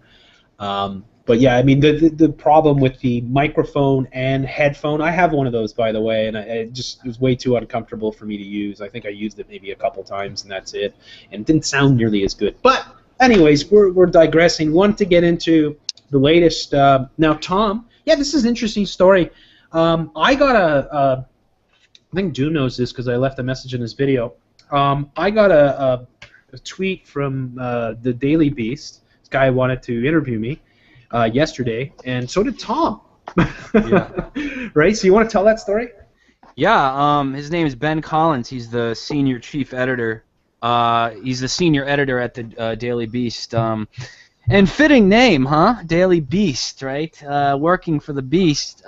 They debunk a lot of conspiracy theories. They're completely. Oh yeah, they've come after me and many of us before. That's no doubt. Yeah, they're mainstream. I think they're based out of New York City, but they're a very, very popular mainstream news website, the Daily Beast. I'm sure many of you out there have heard of it. And it's not an unheard of website at all. It's frequently linked on Drudge, and then also even on CNN and stuff like that. They'll cite the Daily Beast quite often. So they tweeted myself and Jeff, and the guy actually he said, well, let's get in touch. So I gave him my email, and we exchanged conversation, and he said, oh, call me, and gave me his phone number. So I called him up, and he's asking me questions about what I believe in general about conspiracies and the state of the world, and why I believe this shooting was a hoax, and this, that, and the other. And he wasn't I guess he didn't seem like he was being condescending or anything like that. But no doubt it's going to be a hit piece, of course. That's how these journalists work. They're not going to act condescending when they're asking you questions, but when they write the article, they will. So, it should be out. It should be out tomorrow morning, the article, so that should be interesting. He said it would be up tomorrow morning on the Daily Beast. So he asked me some questions, this, that, and the other, and then he started asking me about Chris Hurst, the obvious crisis actor. Oh, goody. Yeah, and listen to this, right? Month-anniversaries or that one? I'm sorry? The month-anniversaries. Yeah. That's it. Yeah, you The got guy looks Happy like month Conan O'Brien. anniversary. We had our monthversaries. Yeah, it's like we're the cutest, newsiest, prettiest couple ever, and we are. it. We are. And we are. Hey, when we sign off tonight, make sure everybody says to me, "Good night, sweet boy." That's how we'll end the show tonight. Good night, sweet. Oh, yeah. Oh, Lord. You can't make this shit up, right? Yeah, man. This one, I mean, they really pushed it. But yeah, please go on with the story because it's very interesting. And by the way, that's sort of a flawed statement. You can't make this shit up because every time we say that, it's about shit they made up. No, we can't make it up. They can. Yeah, that's Yeah. right. the Exactly. whole They thing. can make- Right? It's just too outrageous to be made up. I mean, Yeah, you know exactly. what I mean? But it that's is. corporate media, right? They'll do it every day. Yeah. If you're going to make the lie, make it big and people will believe it. You know what I mean? Yeah, and well, listen to this. This guy went on to say, and by the way, we're chit-chatting a little bit. He was like, where are you from? I was like, New England, Massachusetts area. He's like, oh, really? He's like, I grew up in Salem. And I was like, oh, yeah, well, yeah, it's not far from me. He's like, but, and I think he's about my age or maybe a little older. So I was actually able to look him up on Facebook, and he came up because he lives near me. I have friends through him, I guess, or that might know him. I didn't have any mutual friends, but I was able to look at his Facebook profile and Chris Hurst's Facebook profile, his actual Facebook profile, and it's mostly blocked, so there's nothing really that interesting up there. But this guy goes on to say, he's like, yeah, I know Chris Hurst, and I know this is a real event. I've talked to Chris Hurst. I went to college with him back in Salem. Blah blah blah. And I was like, yeah, well, you're either being duped, you're trying to dupe me, or he's being duped. So it's just like obviously.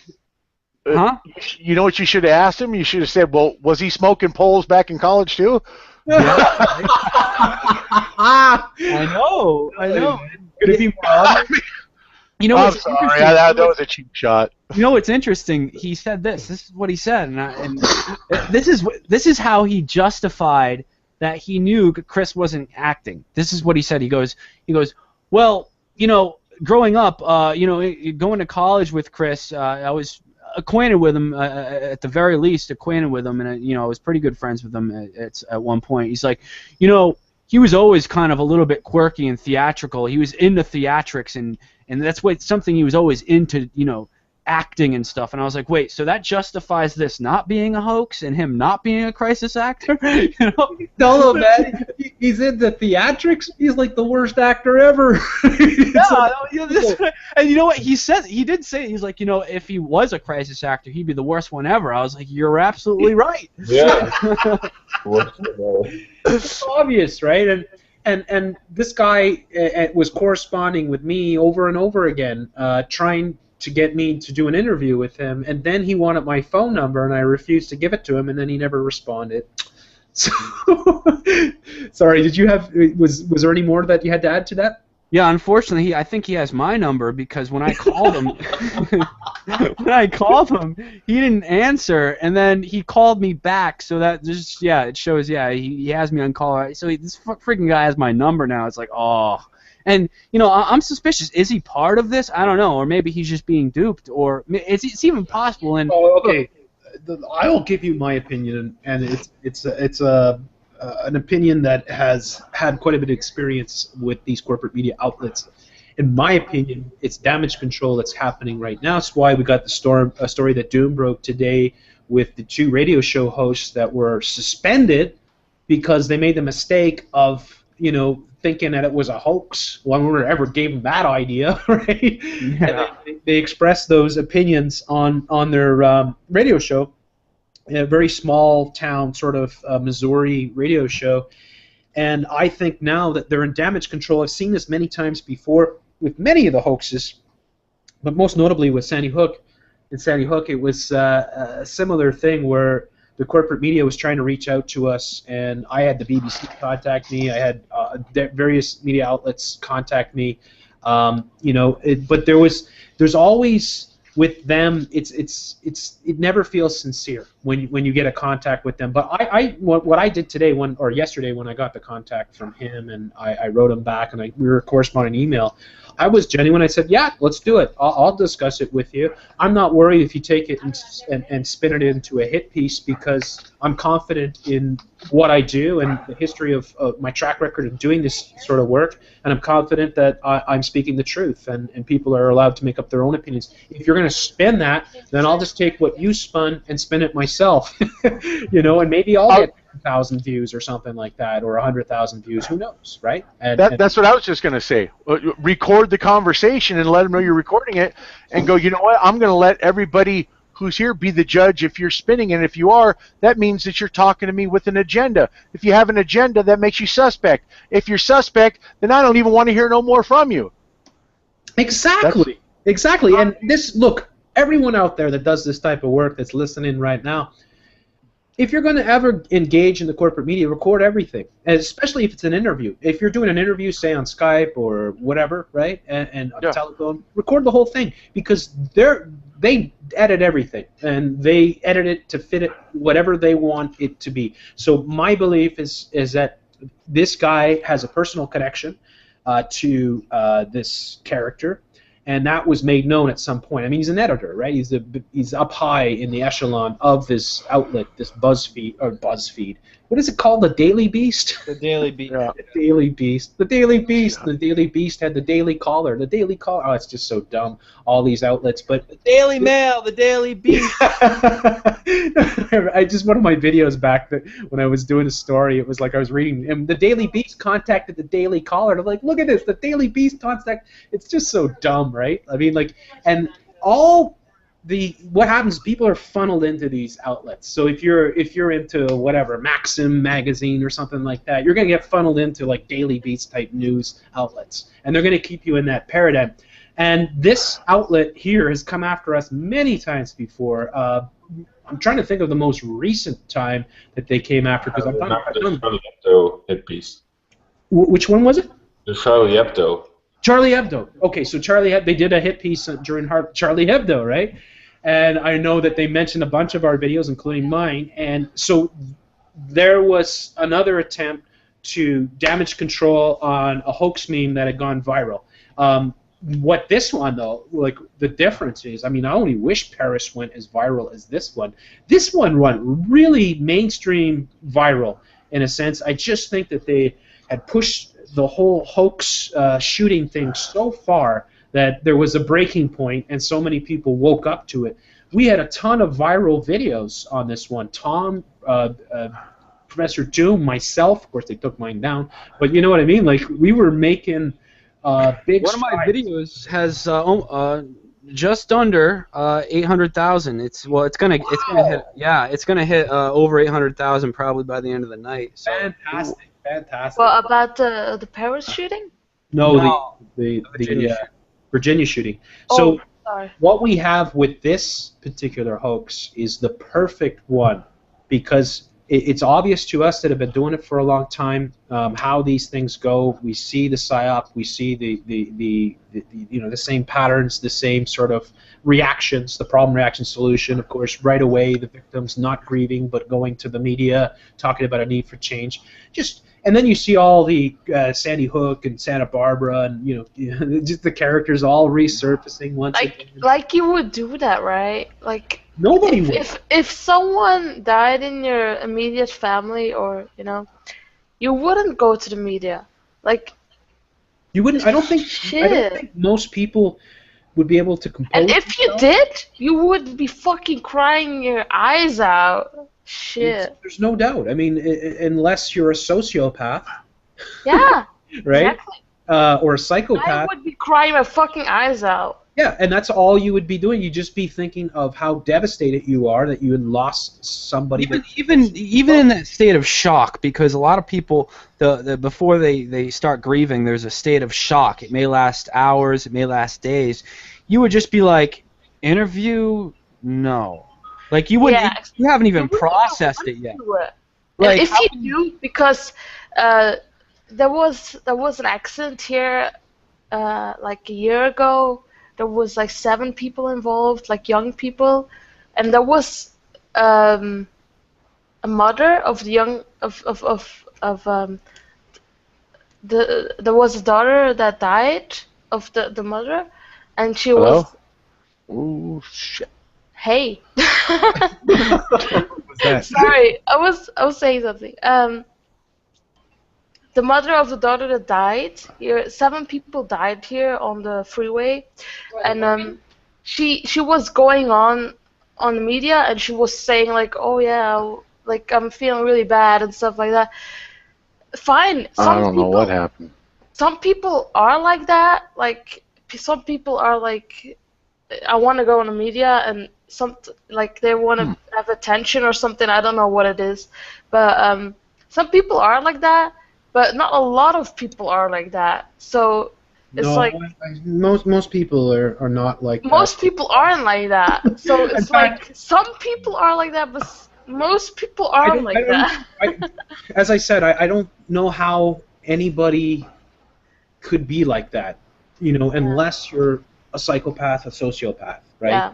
I mean, or you would just want attention or something, like. No, maybe but even then, I mean, that much that you want attention or something. I don't know. Yeah, but I mean, we get these. It's the same thing with this one. It's particularly special because of the media involvement in it, right? Because they personalize it, because it was people in the media that were killed. This is something that they can use in a big way. So I mean, the fact that the media itself was selling this and involved personally in this event made it even a greater psyop and even more obvious because they're so bad at carrying out their roles. I mean, this guy Chris Hurst is easily the worst. I mean, yeah, what the hell? Frozen. I showed my mom that, and she was like, "What?" And that's why I think we got to this point now where so many people are like, "Well, wait a second, this isn't real. This can't be real. Real people don't act this way, and that's the way people should be." I was in a relationship with her 6 months, and I have a photo album. Yeah, I know, it's so ridiculous. A photo album. They had month anniversaries, and these two. This guy's obviously gay. Right? Like in the first 10 seconds of his crisis acting video on CNN. You have intuition as a human being. I mean, that we evolved. People are gonna get on me for that, but you know what I mean. We evolved for millions of years in order to be able to sense things, and when your senses are telling you this is full of shit, well, it's probably full of shit. It probably is. Therefore, look deeper. And what happens is when we look deeper, we start finding nothing adds up. Nothing holds up. Exactly like Sandy Hook, where every parent, every story is full of holes and everything that they say doesn't hold up. Scrutiny sort of thing. Yeah, but the story doesn't hold up to scrutiny. Just like here, the exact same thing. We analyze the video, we break it down frame by frame, we find it doesn't hold up to scrutiny. So, that's what we do. It's just that people trust the media. Like it's like, why would they lie to you, right? That's the thing. Like they don't think like, why would they lie to you? No, that's the truth what they're saying.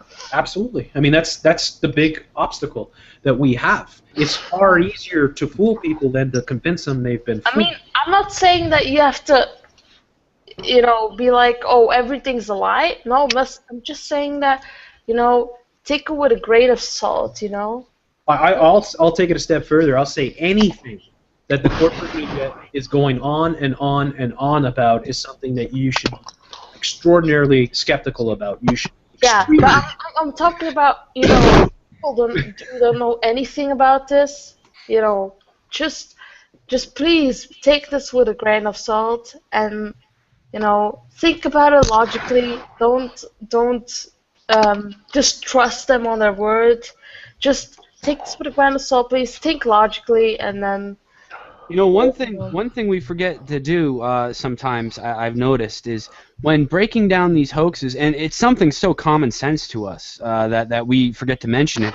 Why are they faking this? Like, I got a lot of comments on my Facebook when I first posted about this hoax, this Virginia shooting hoax. Saying why would they fake this? What are you crazy? Why would they fake this shooting? Why would the media lie to us about it? The Virginia shooting was so fake. Yeah, true. Can't even. It was so fake. What we have here, though, is a great opportunity, and I think we are capitalizing on it as a movement because we have a near unanimity when it comes to this being a hoax. We have a lot of different people that have been digging into it, a lot of viral videos. We have a lot, like Tom, for instance, had his video played by mainstream channels, and those people reacted much the way we did, where they were like, this is a hoax. Yeah. This is a breaking point, perhaps, for these PSYOPs, because, look, what I try to do, go to the corporate media websites, and I try to say to people, you know what, we made that film, we need to talk about Sandy Hook, so that people could understand how and why these things happen, and how they're carried out. And if people just, if they want an introduction, that's the perfect film to get an introduction into it. So it's a great film, and I'm not saying that because I'm involved. I don't get any money. Nobody got any money out of that film, right? Everybody did a tremendous amount of work to just put that together in order to have something out there that people could turn to. What we wanted was to be able to give a presentation to the average person. Just, hey, you're totally skeptical. You don't believe us. We're conspiracy theorists. Well, why don't you just watch this and then come back, and tell us what you think. And so that's a good, like, if you're out there and you're trying to reach people, that's a really good way to reach them, is to send them to watch a film like that, because they can put 2-3 hours of their life into watching something like that. Then they have an understanding of how the corporate media has been manipulating these stories, and then they can see for themselves when they see a story like this WDBJ7 shooting. They can say, well, look, I saw a lot like Sandy Hook. That guy reminds me of Gene Rosen, right? And that is where, we're succeeding right now. And I think that's why there's damage control. I think that's why the corporate media once again is coming out, targeting us. We'll see what this piece is tomorrow. I mean, I'll cover it. Tom will cover it. I mean, he'll be in it. He'll be the centerpiece, probably. And we'll see how this guy portrays what his conversation with Tom was, and if he mentions anything about his interactions with me. If he does mention me, he'll probably say, well, this guy didn't even want to give out his number, or something like that. And I'm not going to do that to corporate media. I'm not going to put my trust, because I know that, they're ultimately the people that run these things are incredibly evil. So, I think we're succeeding. I think we can take this last PSYOP as a real feather in our cap and say, you know what, a lot of people are waking up. Every one of these events that we bust wakes up a lot more people. My goal for what I do with Free Radio Revolution and with We'll Do It Live is just to have enough people, like a good percentage of the population, even if it's 10, 15, 20% of the population that questions every one of these events that comes out, then we've succeeded, right? And then we won't have to do all the work, because people will do the work for themselves, and it's fun to get into these things. If you're a researcher, or you're, even if you're not somebody who makes videos or wants to speak, you could do blogs, or you can do whatever. I mean, it's fun to analyze the corporate media. I have a lot of fun with it. I mean, at least I try to. It's fun at times, not fun at others. It is fun. I find it fun. I laugh at the crisis actors. They always amaze me. It's just, and it's fun to watch. I mean, it can be fun at sometimes, but yeah, people don't even want to try. Like, they are so programmed to believe the media. It's really sad. It's really sad. I really feel for these people. I really do. I wanted to ask Professor Doom, Are you there? Is your mic working? Yeah. Can you hear me? Yeah, I can hear you. Okay. Now, is there any follow-up dealing with these radio show hosts that were suspended? Have you tried to contact them, or were you thinking of contacting them, perhaps? Of course. I seriously doubt that they're going to want to talk to me in their personal capacity, because yes, it's just like being an employee. They could lose their job for speaking out about it. Unless they take a stand and or take a legal action or something like that. Who knows, right? Yeah, I mean, they had to have known. I mean, what the repercussions would have been. So I think that they, taking that into account, I think that they were, willing to step out there and say how they really felt. So hopefully they will do the same and maybe talk to me, and maybe some of the information that they got that leads them to believe it was a hoax came from our platform. Oh yeah, sure it did. Yeah, absolutely. Yeah, maybe. And if these guys are out there, if they happen to be listening, I mean, if you want to do it behind the scenes and just tell us whatever, I mean, that we can keep it confidential. You can trust us with that. I'm sure Doom would say the same thing, right? I mean, absolutely. Yeah. Absolutely. So, but they're setting an example with these guys, and there's there's a good thing and a bad thing about this, and I tried to say this in my video because I did a video kind of covering what you uncovered, saying, you know what, like, it shows how important it is, the work that we do, because look at the conundrum that these corporate media people are in. They can't do what we do, right? They'll lose their job, right? I mean, yeah, they will. They can't do it, so we have to do it. I mean, they need us to do it. So hopefully, I understand that their lives, their families, their careers are going to come first. But I think they got a taste of what it's like to be a slave in the New World Order, where you're just, and this is a kind of a, it's an omen for the situation. I mean, and it's nothing new. One of the perfect examples, and I'd like to get him on the show, Professor James Tracy. One of these days we'll try to arrange that to get him on the show, talk about his experiences. They went after him like it was the second week of January there in 2013. They did hit piece after hit piece on this guy. He was the only academic that came out and had the courage to put his career on the line, call Sandy Hook a hoax. And they went after him. I mean, they suspended him. I mean, now his colleagues want nothing to do with him. I mean, he had so much blowback. He lost family over it. It changed his life. Wow. Absolutely. You can go check out memoryholeblog.com, and I used to follow it a lot back in the day, and even contribute to some of the stuff that was going on. And that's what happens. So they try to set an example. They want to make an example out of people that are going to come out and say this stuff. Another example I like to give is Ronda Rousey. Yeah. I'm sure most people are familiar with the UFC champion there, Ronda Rousey.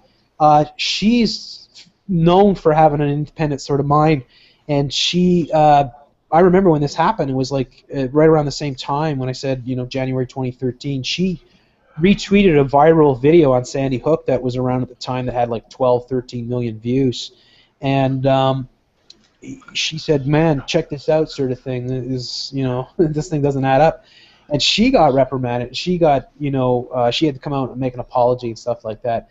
And there's many, many examples of this over and over again. So one of my friends, his fiance or his wife now, this is a couple years back when Sandy Hook occurred. She posted that same video, Sandy Hook Fully Exposed, I believe you're referring to, right? She posted that. She's a captain of the Patriot cheerleading team, by the way, and she was forced to take it down. But she posted quite a few things on Facebook showing how Sandy Hook was a hoax, and she had to delete them all. Like a week later or a few days later, I remember. They were all gone, and a lot of that woke a lot of people up, as is this shooting, I think, as well. This recent Virginia shooting. And this is very important. I gotta stress this. Look, if the corporate media, if there aren't any, that's why I'm willing to work with people that are more mainstream in order to get this message out, and have them interview me, or however it works, sort of thing, in order to try to reach a bigger audience. It's one of the reasons I'm hopefully going to debate the dumb peasants, or whatever they're called. But this is, we don't want to have Nazi Germany. We don't want to have a state or a media or people, the worst of all, have people afraid to speak their free mind, and not have a free mind, not be able to say what they want to say. It's the most important thing in the world that people can come out and question any event that happens, and I'm totally in favor of that, even though some things become ridiculous. But nonetheless, the opposite is the worst outcome. If we aren't able to question this stuff, if people are so scared that they won't. And this is what happened in 9/11, by the way, folks. What could we have done at 9/11 if we had the tools that we had now? Probably not much, because they would have hammered us. I mean, they would have locked us up. They would have done anything to stop the information from getting out. They scared the shit out of people with 9/11. So that was a lesson to be learned. It's much better that there are so many more people awake to 9/11 being an inside job. 50% of the American population now doubts the official story. That's a wonderful, encouraging sort of outcome for the truth movement and for humanity in general. Unless you want to live in a police state where you can't question anything, which is what they want to bring in. So, I mean, you got to do it. You got to beat the drum loud and hard now when you've got the voice. You can't sit back and say, well, it's not that big of a deal. Now is an opportunity to expose the corporate media, and you got to look at the bigger picture. The bigger picture is not the shootings, even all the shootings put together. Is there going to be a special celebration? Not celebration. I'm sorry. Parade? Yeah, something. Oh, for 9/11? Probably something. I haven't looked into it. Is there going to be something? There's always something. Yeah. It's I'm just seeing right now whenever you turn on the TV, there's some. I'm sorry. I said celebration. I'm sorry. I'm trying. Well, not so. Maybe Rumsfeld and we'll have. Yeah, they'll be having a celebration, right? They had a celebration for Cassidy. I didn't mean celebration. I mean like a remembrance. Yeah. Remembrance. Yeah. No, yeah, there always is. Yep. Yeah. So, anyways, I mean, is there anything else with this story? I know the other woman that was shot now is out of the hospital. What's her name? Vicky Garner. Yes, exactly. She's out. So that's one of the stories that's circulating right now, dealing with this. And they keep it in the news. That's how you know it's a hoax, folks. I mean, if it's 2-3 weeks later and the stories keep coming, yeah. The fix is on. If they're repeating it, they're trying to you're trying to get it into your mind. It's mind control. Yeah, And you definitely. can always see the developing narrative. You can always see the developing narrative and all of the different narratives from all of the controlled corporate media. Because If they just say one time, it's not a big deal. But if they keep bringing it up, really drumming it into your mind. Yes, if they try to bring in all kinds of legislation, we've seen that over and over again, especially Sandy Hook and Santa Barbara. Santa Barbara, more recently, the AB 1014, which was the Tattletale Law, which they call the Elliot Rodger Bill, and they brought in because of Elliot Rodger exactly what happened. They tailored the entire script. The script was there to sell the problem reaction solution, right? We need to bring in this solution because we can't allow our children to be murdered because of this flaw in our system, essentially. That's when you know the fix is on. When was Elliot Rodger? The Santa Barbara. That's the Isla Vista. It was last summer, right? Yeah, that was I mean, that was a big one. It was almost as big as Sandy Hook in terms of how much media coverage it got. It was absolutely over. But when was it exactly? Because I only woke up, I think. Sorry, sorry. I only woke up, I think, during the Paris hoax. Okay. Yeah. Yeah. What happened in it was a kid. And he looked like a kid. He was supposed to be 24. I know about it, but I didn't really wake up to it. I think I woke up during the Paris hoax. Yeah, this 24-year-old kid, man-child, 98-pound soaking wet weakling, managed to kill 6 people. He cut up 3 Asian students, 20-year-olds, with some knives. So he killed 3 of them first, which is almost physically impossible. Is as physically impossible as Adam Lanza, 90-pound weakling, soaking wet, storming Sandy Hook and scoring perfect headshots on multiple victims and all that. Carrying 150 pounds worth of gear or whatever. Well, it wasn't that much, but it was a lot. But the thing is that you guys have to link me to the Adam Lanza stuff, because Adam Lanza's Sandy Hook. I watched a bit on it, but I didn't really. Yeah, it's Sandy Hook. But anyways, I mean the bigger picture is not the shootings themselves. It's not even the gun control. I know. Yeah, it's all the shootings. For me, what I want to say is this: the bigger picture, for me, has always been exposing the corporate media.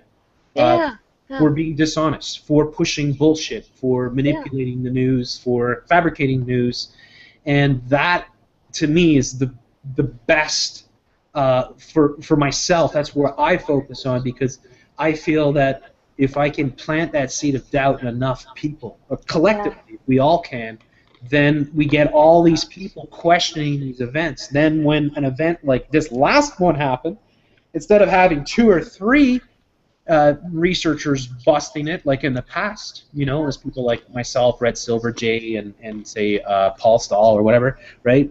We have dozens of people. Yeah, I mean, I did a video on the Charleston shooting stuff. Presley said. Yeah, it went viral. It's got over like 120,000 views. Well, I won't say it's viral. That's pretty viral. That's viral. Yeah. I did a video and I went like, hey, this is weird, this is weird, and this is weird. Hey, look at this hoax, because it's a bit weird. Just look at it. No, yeah, it was a great video. It deserved every view it got, and every view it continued to get. Thank you.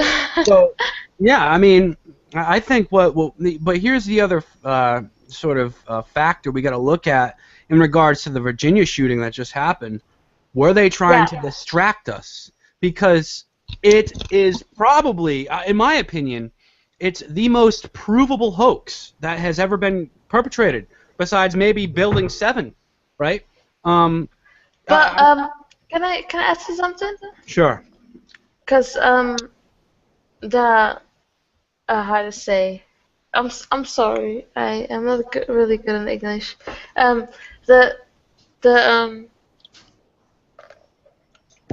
floor. The floor. I just say that. What about the floor? I'm sorry. I'm so sorry. I mean. Oh, the boards. The boards on the floor. Yeah, the boards. The boards. They were like going different directions or whatever. Different directions. Yeah. They would never be changed. There were different directions, but when like in the photos you saw, they were going the different directions, right? But the ones like if you shit. No, it's all right. But no, that isn't even close to what, like, that little piece of evidence doesn't really even begin to pay credence to the video released by the shooter perspective, the first first-person perspective. I mean, I saw the video where they went left to right, or how do I say it? I'm so sorry. no, yeah, it's all right. English is not my language. I don't know how to say it. Don't worry about it, sweetheart. You're doing fine. You know, I'd be all over the place if I was trying to speak another language. I find it so irritating because English is not my language, so I don't know how to properly Oh, but you're explain doing it to great. you guys. You just, this is how you learn. So, yeah, I mean, look, this one's obvious. There's going to be a lot more. There always is more, and they're stacking them on top of each other. And also the Distraction. Hey, Is that? Google Plus, help me out. Yeah, Here's something to think about, though. Here's something to think about, right? So you guys seen the event that took place today in L.A., right? no. In LA? Yeah, the 3 kids that were stabbed in the backseat of that car. No, No, I didn't know. sorry. I didn't hear Okay. about that. Well, so what they did was they were showing the whoever the head guy of the police department or whoever the head honcho dude is, and he's giving a little press conference. And on the side of the press conference, they got a split screen there, and you can see helicopter footage, and they're showing the vehicle being processed by detectives. And they got one of those, tarp stand type things over the vehicle so they can bring the bodies out and no one can see it, right? But the whole time that they're doing it, they have the helicopter overhead filming the whole time, doing its thing, right? It's a real event. I do believe it's real. So the thing I have to ask is if they're going to let a helicopter fly over there and take continuous footage this whole time and air it, then why at the Virginia shooting did they have a helicopter taking the pictures, just a couple quick snapshots of the body of the cameraman, and that's all you get? Of course. Yeah, It's and when the guy was running away, the chase to get Vester Lee Flanagan, right? There was no footage of that. There was a police chase, wasn't there? For hours, if I'm not mistaken. And almost always, even with Cassidy Stay. I mean, Cassidy Stay, by the way, it's the lamest chase ever. It's the lamest chase I've ever seen in my life. That's why I didn't even see Cassidy Stay at that point. I covered that thing live, and I was like, this is the worst. I mean, the guy was driving 20 kilometers an hour. I mean, you're American, probably wondering, that's like 35 miles an hour, 40 miles an hour. I mean, he was the slowest. I swear to you that the police were actually passing the vehicle that they were pursuing with ease over and over again to clear the road ahead of him, so he could pull into that cul-de-sac sort of thing. It was beyond absurd. It was the most, and I've watched a ton of police high-speed chases and stuff like that, right? We've all seen them on television and shit like that. So yeah, the ones that are staged, you can tell. Like Professor Doom is saying, real things happen all the time. One of the first things they do when there is a pursuit, there's always a helicopter. I mean, as soon as there's a pursuit, they put a helicopter up in the air because it's the best way to pursue somebody. Once you've got the helicopter up in the air, you can't lose them, essentially, right? So it's that's why they give us slices. They give us a few little slices here and there with this particular hoax because it's a hoax. They can't give us too much because then it'll be too obvious that it's a hoax. So they have to give you a few slices to sell the drama, but even those slices that they give us were so ridiculously, obviously revealing that it was staged, right? So it just helped. I don't even know why they bothered releasing those, but they had to sell the story, and most people would look at that and not question it, right? They just... I mean, seriously. Why didn't the wife or the fiancé of the cameraman... It was so fake. Whoops. Oh, like, dang. Seriously, like Yeah, he was shooting them, like the girl. It was shooting them, and it was like it was unreal. Like it was fake. Yeah. Seriously. it was unbelievably. It was unbelievably. Yeah. I think we're going to move on, though. I mean, we've got a few other things we want to talk about, and Sure. So, Yeah, just a quick question, since we yeah. Hey. went over from the refugee thing to the Syria, to the. Hey, did you guys hear about if you if you don't fuck with minorities, you're racist. Oh, I didn't hear about that. No. Oh yeah, I heard that from Yeah. Paul Watson. Seriously. What do you mean you don't fuck with minorities? You don't have No, sex. not particularly fuck with them, but Yeah. Well, if you don't consider fucking with minorities, you're racist. yeah, that's crazy. Oh, that cock. Did you hear that? The Daily Beast? Yeah, the Daily Beast. Yeah. The Daily Beast. At it again. I mean, they're telling you what they are essentially.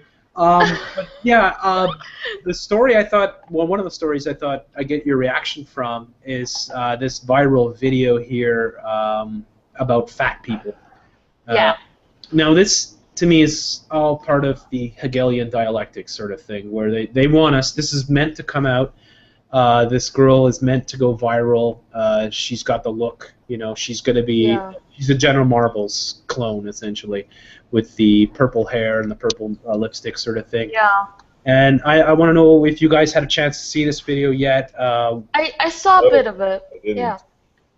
Is this some type of viral YouTube video again? Yeah. It's viral in the sense that it's all the media's covering it, and it's become like it's one of these videos that has created a firestorm. So there's all these response videos that have gone viral as well. Yeah. So you have some very interesting. I watched a couple of them. I watched the big fat guy. You know the guy. I don't know if you know this guy, Tom. Maybe Doom. You know this guy. I think he's a gamer, and he's like ridiculously obese, but he's a funny guy. Yeah, Who I know is who it? you're talking about. He's got a huge following. Like Who is it? he's got like 2 million subs or something like that. He's like a full-time YouTube personality. I don't know. Do you know what his name is, Tom? It's not PewDiePie, right? No. He's the not really opposite. fat. No, this guy, he has like a alter ego or like a character he plays, right? It's like this really fat, funny guy who complains about everything and screams, right? But he's also a gamer and, you know, a normal guy, I guess, sort of. I want to see this guy. Here it is. Because I'm not sure who he is. Yeah, I'll show you here. This is the guy here. His yeah, he's got He's got more than 2 million subs. Oh, shit. So this guy, he's a smart guy. He's a funny guy. He's creative. I've seen him before. I understand why he's popular. I don't think he's a bad guy either. In fact, if you listen to him, No, he probably isn't. yeah, he's actually very emotional and very honest, I think. And what he's saying is that we don't need these videos to tell us that because we live it every minute of every day. Like every minute of every day, fat people think about how disgusting they are. They have the lowest self-esteem. They hate themselves. You know, they hate everything about themselves. And plus, they have a million different health problems, right? So he's saying this girl just basically came out and you know, pissed. I mean, Do you first want to play the video for the listeners of the girl? can I say something really quick? Can I say something? Sure, go ahead, sweetheart. Yeah, thank you. I mean, I'm not really I'm a bit you know, obese a bit. Get the hell out of here! You're not obese. No, not obese. What are you talking about? Come on, man.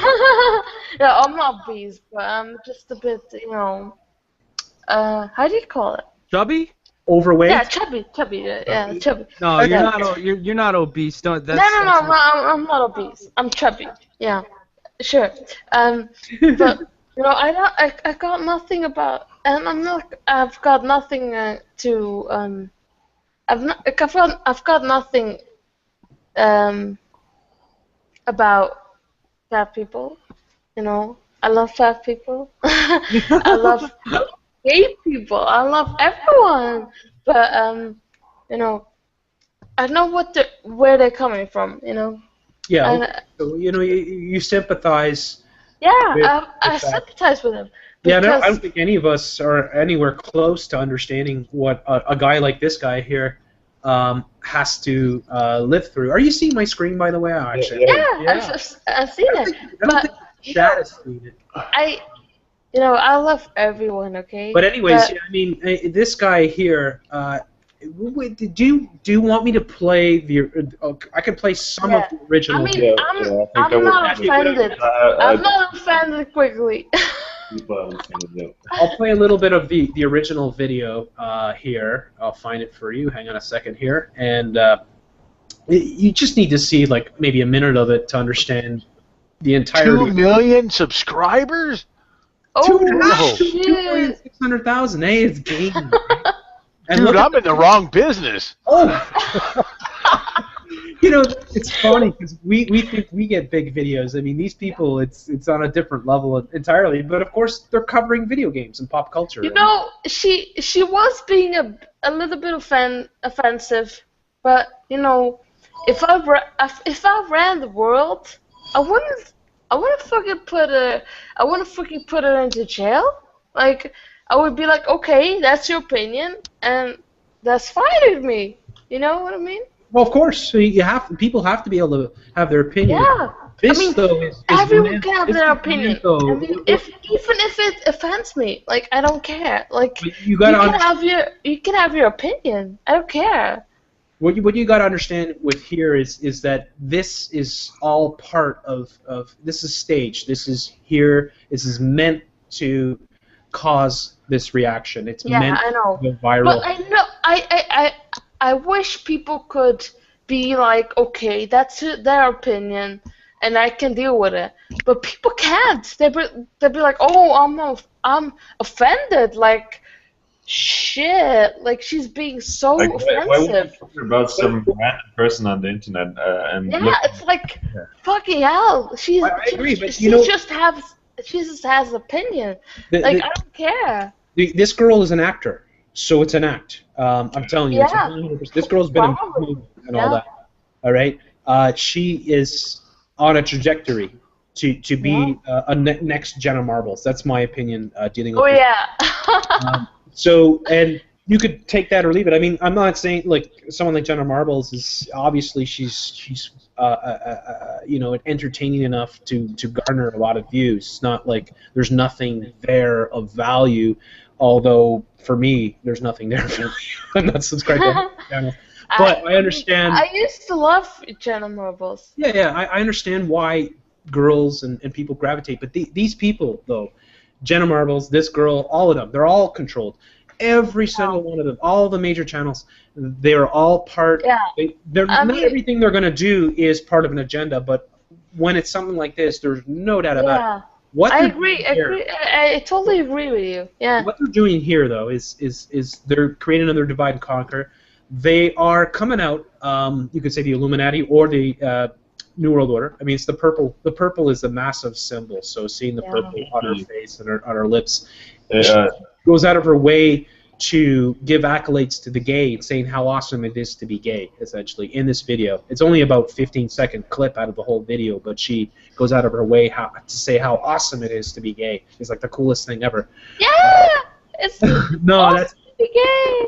that's not cool. I don't agree with that at all. I don't think it's cool. I'm kidding. I'm Yeah, kidding. I understand, but that's the way they want us to think. You understand? Yeah, I know. They want But people to fuck think you it's cool to guys. be gay. I It's not love. cool. If we were to come out and say, boy, it's cool to be heterosexual, and they'd say that we're intolerant and we have no, yeah, exactly. So. Yeah, exactly. So, do you guys want to hear a bit of this?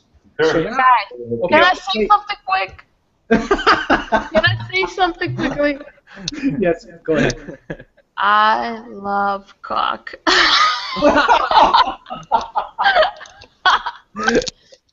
Well, see, that's totally and totally wait a minute. normal. Good to know. Hold on, I gotta ask. Belgium. I gotta ask, was that in English? That was English. I love cock. Isn't that English? All right. Here we go. Okay, fine. A little bit of this. Just Yeah, play it. here for a sec while this plays. Otherwise, you'll get massive. Hair today. You don't know if this is hairspray or semen. Dear fat people. Some people are already really mad at this video. What are you gonna do, fat people? What are you gonna do? What are you gonna chase me? Really? You gonna chase me? It's gonna be like fucking Frankenstein. I can get away from you by walking at a reasonable pace. Frankenstein, not so fast. Zombies have apparently gotten faster. I watched like 3 episodes of The Walking Dead, and not being slow myself in the brain, realized that every single episode is exactly the same. Oh no, they need something, but it's all the way over there, where the zombies are. Fat shaming is not a thing. Fat people made that up. That's a race card with no race. Yeah, but I couldn't fit into a store. That's discrimination. No. That means you're too fat and you should stop eating. Everybody just needs to make more sense. There's a race card, there's a disability card, there's even a gay card, because gay people are discriminated against. Wrongfully so. The gay card's covered in glitter. It's fucking magical. Are you gonna tell the doctor that they're being mean and fat shaming you when they say you have fucking heart disease? I'm not talking about people who have a little bit of cushion for the pushing. And if there's people watching this with a specific health condition, this is not aimed at you. I'm talking about the 35% of North Americans who are obese. That means you are so fat, you are affecting your own health. Big boned isn't a thing. How stupid do I look? Don't answer that. I don't think white people need this person to tell them about, the problems that fat people face, because I think it should be plainly obvious. I mean, that's exactly what that guy was saying. Yeah. Well. Yeah. Oh my goodness. I mean, it's actually it's amazing because, as you see, you're looking at my screen here. Look at the fallout from this. How all these videos, and they all gone viral. I mean, there's this one's 400,000, 100,000, 220,000, 500,000, like just massively. This is how it works. This is meant to come out. It's meant to cause all this reaction. I'm not questioning these people that are reacting. They're probably being genuine. I think this guy's pretty genuine. I mean, I actually sympathize with him when I'm listening to the video because he actually comes across as extremely sincere, saying, I don't, to this day, I've never been confident once in my life, and I've always had a low self-esteem and a self-hate sort of thing. But, yeah. But that's how they control you, though, because it's like 2 girls, 1 cup. Everyone ends up watching it at some point or time, right? Oh shit! Did you watch that? I have never watched it. I got like 5 seconds. I'm like, stop. I don't need to see that. It's not worth watching. Oh, but I saw that. I watched it. So when I was a teen and the internet first was happening, I had a friend that had a real sick sense of humor. Look at these videos from Germany, and they have these girls that would be stuffing champagne up their anus and then crapping and eating it. It's just, oh my god! So I've seen crap before, right? And I just laughed it off because it's so vile, but nonetheless, it's like beyond absurd. It's like so absurd that it's like not even. You gotta laugh. I mean, that people get off on that kind of shit just tells you how low the human race has fallen. Yeah, and that's what they're trying to normalize, though. Eventually, I think. That's a glimpse of the future. It'll just get worse and worse. Now they're just saying, hey, even if you're straight, it's okay to have sex with a guy, right? For all you guys out there. Oh yeah. Yeah, it's just a little. You might as well try it, right? And then the next thing it's like you might as well, eat feces, right? And that's the cool thing. Have you seen that article where they're like, oh, if you're straight but you have sex with a guy, you're not necessarily gay. Yeah. Have you seen that article? It's like, I've heard that one. Sorry. Have you seen that, press? No, I've seen that article. Yeah, That's people. I don't know. Siren. I think it was Independent. Oh no, the Daily Beast. Well, yeah, that one as well. The Daily Beast. I was kidding, but maybe. I don't know. Yeah, I think it was Independent who was like, hey, if you have sex with a guy, you're not necessarily gay. Right. I'm like, oh my god. Well, yeah, we're talking about guys having sex with guys, by the way. Girls having sex with guys is definitely not gay, but... Yeah, I was talking about guys. I was like, oh my god. Yes, you're gay. Fuck off. You are gay. Yeah. what they're doing, and this is what my series has been on. I mean, so much of it. I've gotten into so many different YouTube outlets and shit like that, like BuzzFeed. They're conditioning people to normalize the absurd, to bring in their pedophilic sort of LGBT sort of new age religion philosophy. Much like the book Aldous Huxley, of course, that we've talked about many times, Brave New World. Making a different classes, different sort of levels of humanity, if you will, to service their needs, degrade us to the point where we lose our dignity as a species. I think that's what a lot of the porn is. I think they've been conditioning people to anal porn for a long time in order to kind of make that, to ease them into the, oh, you can sleep with a guy and you're not gay sort of thing, which of course... Sure. For sure. Or they're trying to ease them in slowly, pun intended. Not even slowly now, it's accelerating it. I'll show you. Okay, for instance, like Buzz. The worst thing that I personally think the worst thing is, educating kids at an extremely young age about. Yeah, it's true. Well, I watched a video with, I watched a video by Free Radio Revolution, and he was saying how it was going in Canada. Wait, who's Free Radio Revolution? It was going in Canada. I was like, what the? Wait a minute, who is this Free Radio Revolution you speak of? Jeff Who C. is this? Jeff C. I never heard of this guy. Tell me more. Who the fuck is that? No, seriously, I watched the video by Jeff C. And he was talking about how it was going in Canada, and I was like, shit, this is so much worse. This is happening right now. Check this out, okay? Look, I don't know if you're seeing my screen here. Am I still sharing it there, Tom?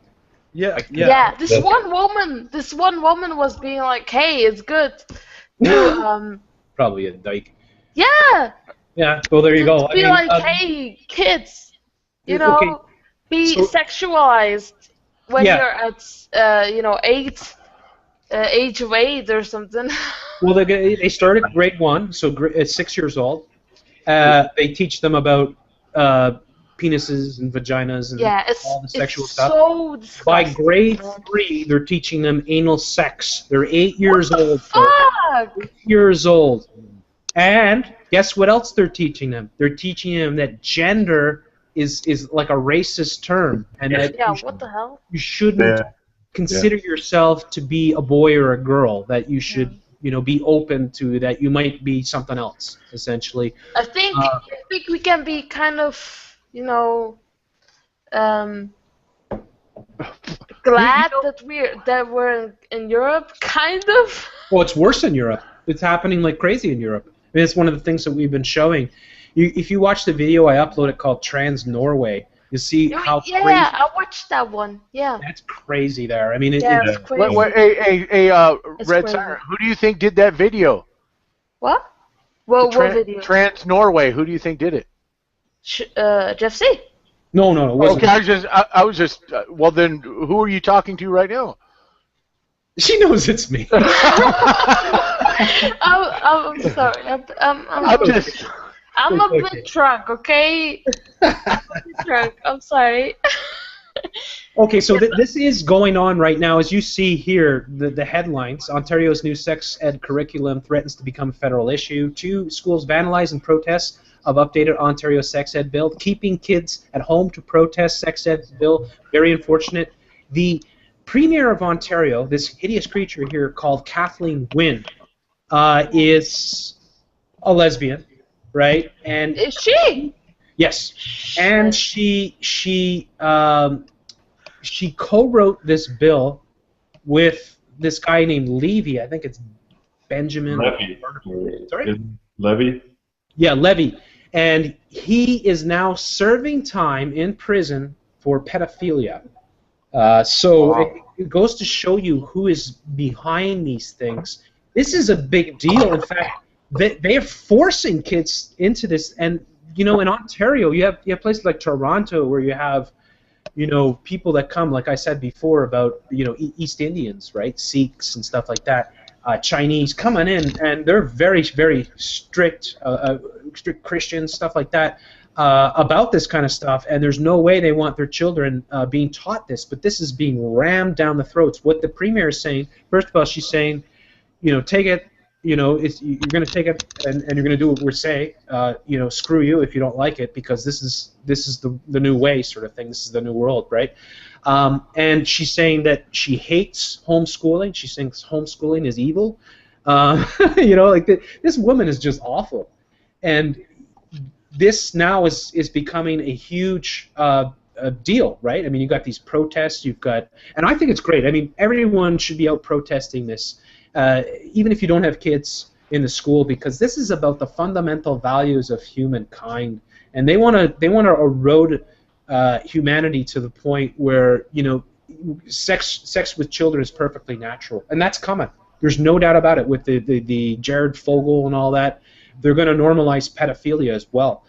So this year is the year of the transgender. Next year might be the year of the pedophile. I mean, the way that it's going, the way that the culture is being manipulated is very disturbing. And so some people say, why is Jeff going on about this so much? Well, look what they're doing.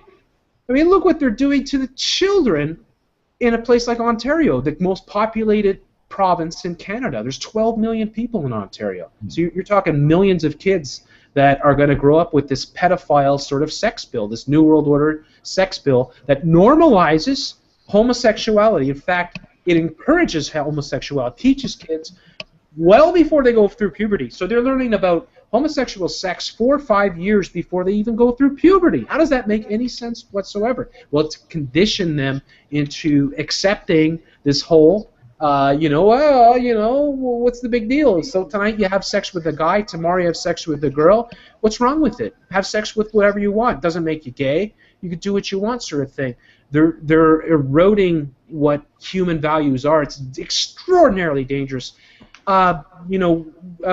Lesbian couples adopting children, very dangerous. Homosexual couples adopting children, very dangerous. I'm against it. Yeah, I'm against it. Call me a bigot. Call me whatever you want. That is not a normal lifestyle for a child to grow up in, and that creates an unnormal child.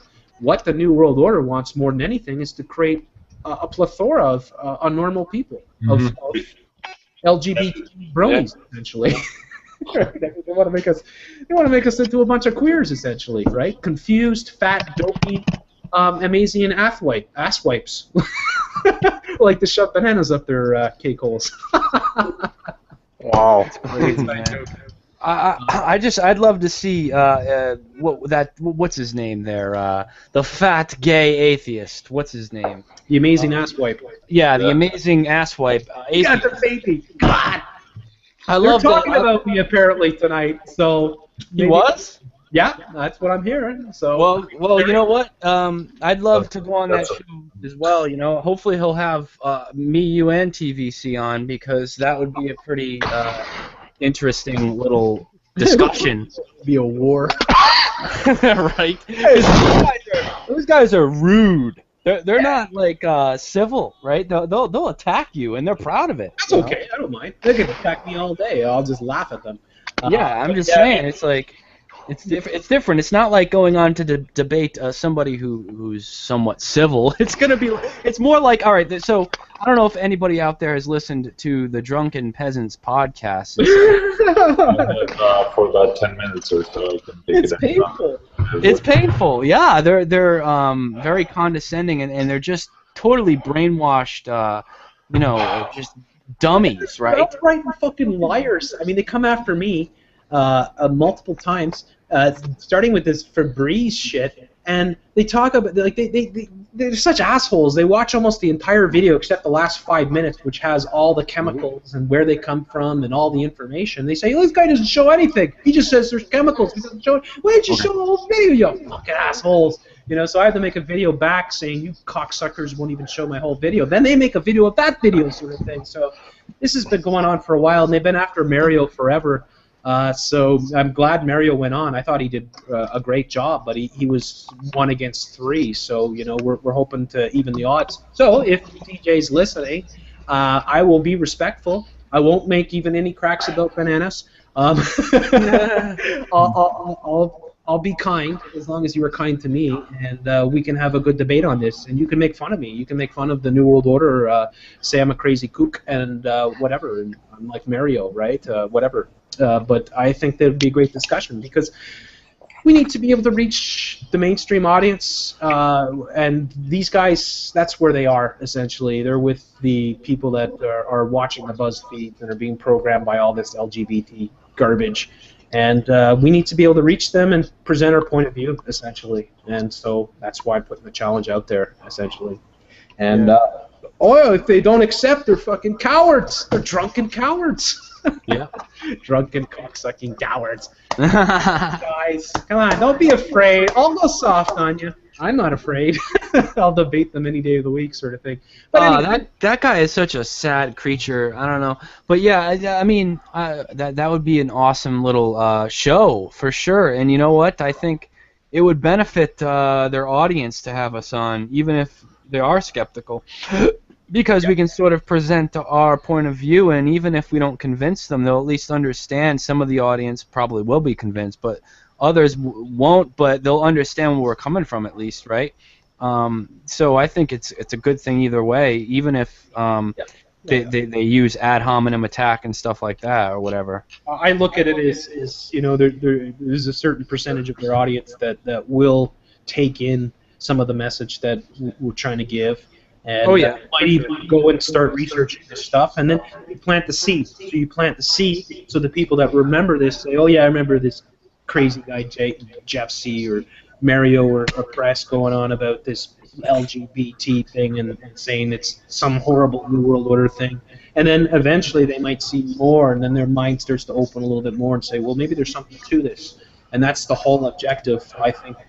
For my perspective, what I do is try to plant that seed, essentially. The seed of doubt. Get it in there, you know. And you know, we have a good issue here with what's happening in Ontario too. We can communicate with these people that are protesting and say, look, you know what? We've been looking into this whole LGBT thing, and it's you know, it's more nasty than you know. This is only one element of it, but you guys are seeing it and what they're trying to do to your kids. Well, look what else they're trying to do. Look at how they're you know, this Caitlyn Jenner and everything else that's going on, all the movies that are coming out. And there's a lot of people that are out there that are not awake to what's going on, but they have very strong family sort of traditions. And I think that we have an opportunity here with this particular topic to reach a lot of people. That's what I'm hoping.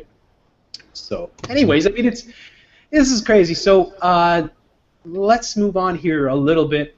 I think I'm still sharing my screen, right? Look at this story here. Male online. I feel weird having breasts and despise my ability to get pregnant. Writer does not identify with male or female gender, removes breast, uterus to no longer feel stuck in a stranger's body.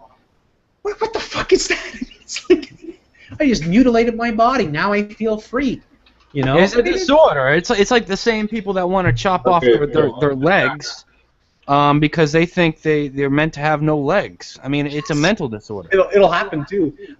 In fact, the Oscar Pistorius or whatever his name is might be part of a greater psyop in transhumanism, conditioning people that, you know, not only can you remove your legs and be an athlete, but you might be faster than anyone else. So why not? And there's a ton of people out there that will do it. You know it, right? And they know it, and that's why they're going with this shit. So here you got this story here. Just another daily story that gets into the news, and you know, it's just wow.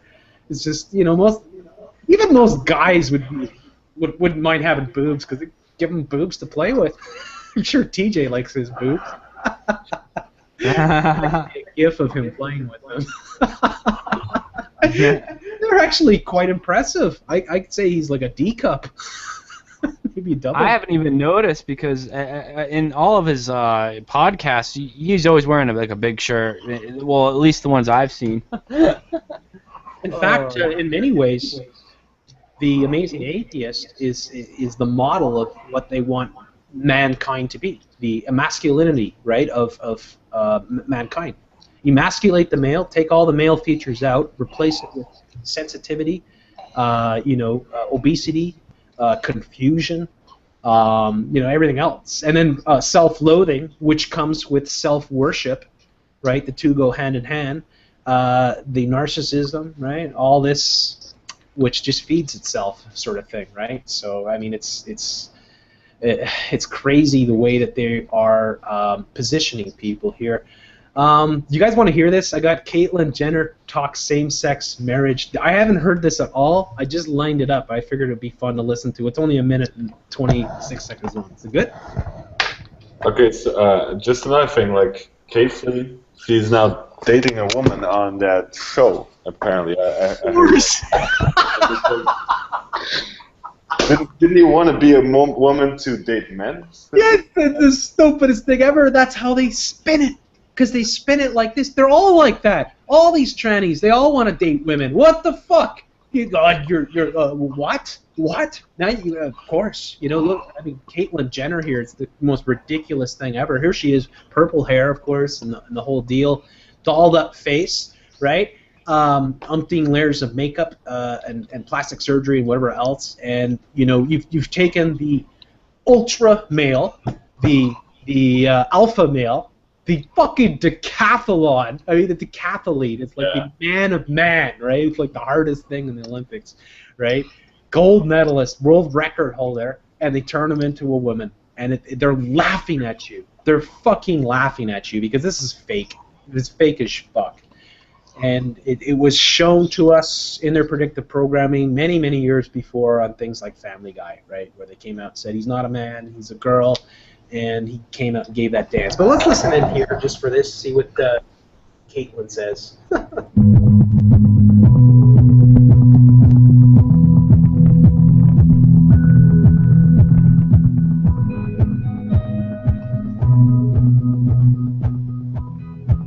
the freaking hell? Oh, there isn't even a video, it's like a slideshow. Everyone would vote against all the issues that, that you as a woman and you as a trans person would want someone to support. I agree with that in some cases. And I think they same-sex need marriage? to see gay marriage. I have to admit that I remember 15 years ago, 20 years ago, whatever it was, when this whole gay marriage issue came up. At first, I was not for it. I mean, I thought, I'm a traditionalist. I'm older than most people in the audience, I mean, I kind of like tradition, and, it's always been a man and a woman. And I'm thinking, I don't quite get it. But as time has gone on, I think like a lot of people on this issue have really changed your thinking here. I don't ever want to stand in front of anybody's happiness. Because you're still kind of a little not on board with it.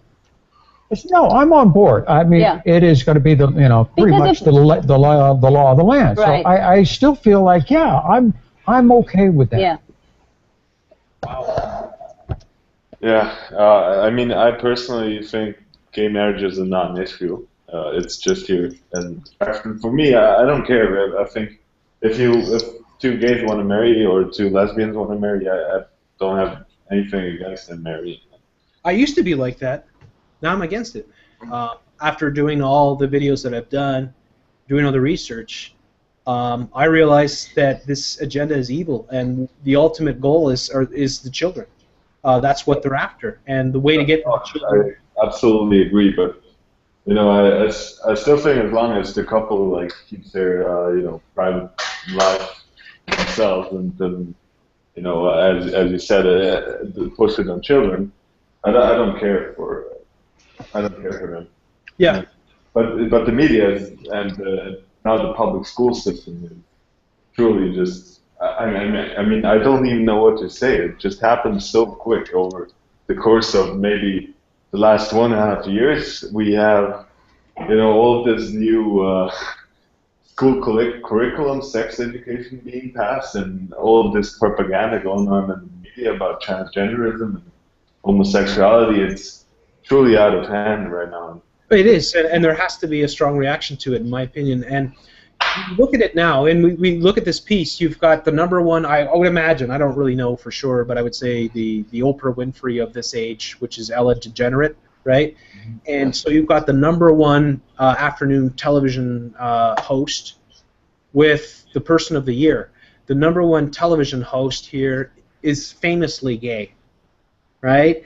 And how many of these people now occupy these positions within our society? How many gay, outwardly gay hosts of shows, of news segments, TV anchors, all these things? There's so many of them, and they've all sprung up over the last 10 years to the point where nobody bats an eye that somebody is outwardly gay and is hosting a show on family morals sort of thing, or family issues.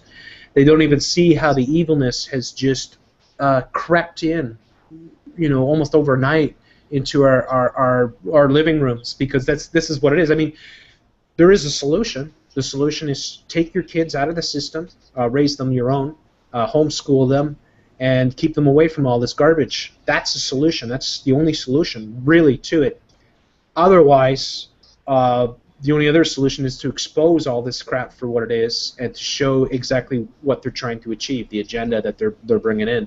But we have been conditioned, all of us have been conditioned over the last few decades, or however long you've been around, to accept this gay agenda. It's something that they planned a long time in advance. Who we were talking about before? Was it Alfred Kinsey? Kinsey. Yes, Kinsey, right? And this is what, back in the 50s, where they came up with all this, how they were going to program people with gay culture and how they could bring it in and condition society, and how they manipulated the stats to make it seem that there was a lot more gay people, right? And it's absolutely. Do you want to say anything about that, FU? Well, yeah, I think there's a really good documentary. I don't know, just type in Alfred Kinsey in YouTube, and it's pretty much a 1.5 hour piece on it. If you could talk about some of the things that yeah, of course. And actually, yeah, I mean, it started, as you said, like during the late 1950s with that Alfred Kinsey guy in his studies, falsifying data to make it seem as if there is a disproportionate, a huge amount of gay and transgender people in the United States. And of course, in the 1950s, there was a lot less gay or transgender people than today. And also, he was fairly friendly with Hugh Hefner from Playboy magazine, and kind of around the time when Hugh Hefner started releasing his magazines.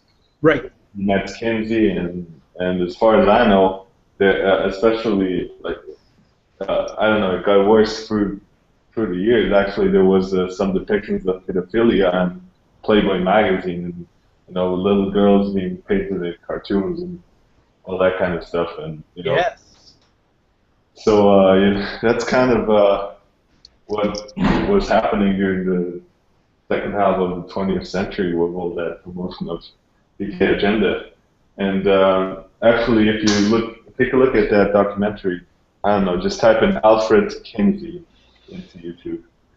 And I mean, it's truly some disgusting things that this guy was doing with his experiments. He was measuring the orgasm times of little children, and basically came up with the theory that sexuality is, that kids are sexual from birth. And yeah, a lot of this stuff really started then with Alfred Kinsey. And that's what we're seeing creep in. I mean, we have been conditioned for decades now with this gay agenda, right? People have been aware of the gay agenda sort of thing. And we have had all the films and television shows. You go back to the 90s where the sitcoms always featured prominently gay characters and stuff like that. Every show started having that. And the way that they sold it was that, it's coming out. I mean, these people have been living in fear and have been repressed and victimized, and targeted for so long. Now they're finally getting to come out and be proud of it, and that's the gay parades and all that. There's a more sinister plot behind all this. It's a social conditioning, and they know what makes us tick, and they know how to get inside us, and they know how to tinker with us in order to make us deviate from what would be traditional sort of human behavior sort of thing. They are normalizing the absurd. This is what we're seeing right across the board. I show this on many shows where all the children's books that are coming out, where Tommy had two daddies and shit like that, getting into little kids' heads. The television shows that are targeting little kids are always featuring very sexual, sort of ambivalent characters and stuff like that. They know, like, this is why. To me, there's only one solution for humanity, and that's for a mass. And this is where this Ontario thing could really kick off a sort of new wave of homeschooling, essentially. Not that I'm saying that every parent is equipped. A lot of parents are conditioned to think that they need to have 2 cars and summer home and shit like that. When really, if you had the mother raising the children like she should, and then maybe getting a career after, sort of thing, you would have a much better family life. Families would stick together. Children would be raised properly. They would grow up to be normal human beings, not fucked up human beings brought up in a system that is perverting their mind, essentially, in every way, shape, or form. This is what we see in the culture. They were doing it back even in the 40s, 30s and 40s with the Disney movies, where they would, put in the subliminal penises and vaginas into Snow White. All that stuff, of course. So, I have no idea how teachers in Ontario can live with themselves, pretty much, teaching 6-year-old children about all kinds of sexual stuff. It just doesn't resonate with me. If I was a teacher, I wouldn't want to do that. We're going to go protest the curriculum, and I think people should really start doing that. Yeah, that's what I'm hoping. I'm hoping that this becomes contagious, that people, and that traditional family values champion or win out, and there's a strong backlash. And it doesn't mean, in fact, I would be sad if gay people were targeted and beaten up and murdered and shit like that. I would definitely don't want anything like that. But there has to be, people have to stand up for what's right. We have to, the needs of the many outweigh the needs of the few, in any way, shape, or form, always. You should never bend 97, 98% of the population to fit the needs of 2% or less, right? Which is probably what the actual numbers of gay people are. But what they're trying to create with this LGBT is to create a new breed of humans that are asexual, or maybe asexual is not the word, transsexual. That they'll they'll change their sex like they change their shirt, and they'll change their sexual preferences by whatever the day, whatever they feel like on whatever particular day. And that is a tremendously dangerous, reckless sort of mindset for human beings to adopt. The urge to procreate with the opposite sex is the strongest urge in all of nature. It's what drives all animals to do what they do, essentially, right? It's not to get and have anal sex with other males. All other animals are constantly fighting against each other and doing their displays of peacock and shit like that, what they have, essentially, right? In order to attract the mate. And that's what makes, when we look at nature and we say, wow, look at the peacock, look at the rams ramming into each other in order to get the mates, and it's in every species. The beetles do it. They all do it, right? They're all fighting for mates. That's what we are. That's what we are. We come from that. It's exactly what we are. It's how nature works, Yeah, and we're not meant to change into something else. We're not meant to stop. Guys shouldn't be looking up to gay people as models, and not saying that they shouldn't admire gay people and shouldn't say, you know, that I like Elton John, for instance. Yeah, So, I don't think that kind of lifestyle should be put on a pedestal as it's now. that's the problem.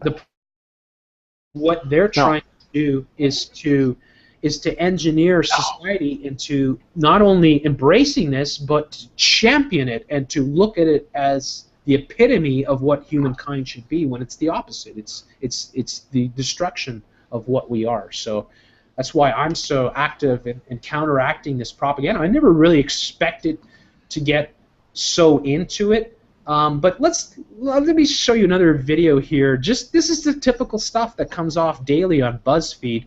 Here, check this out. We had BF blindly guess which hand is his BF's. So a boyfriend blindly guess which hand his boyfriend. You're talking about a video here that has, you know, 1.5 million views, overwhelming approval rate. A guy in a purple shirt, of course, right? I mean, it's so obvious. And look at what they're doing to men. I want everyone out there, all you guys in the chat. I don't know how the chat's going here. How many people we got? 140 there watching. Thank you, everyone, for watching tonight. You guys have been great. Watch this. All right, and tell me, you know, are you men, or is this what you want to be?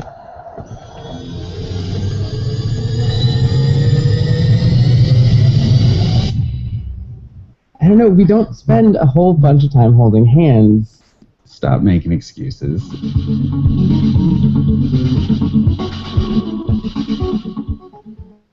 Okay, got it. It's already the hardest part. Yeah, I'm gonna have to wait to compare, but I feel like this hand might be too small. This is so nerve-wracking. Oh, this is so hard. Now I'm like Goldilocks. I feel like this hand might be a little too big.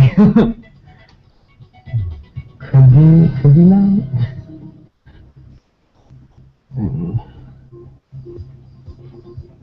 This hand is definitely colder than the other hands. That's my first observation.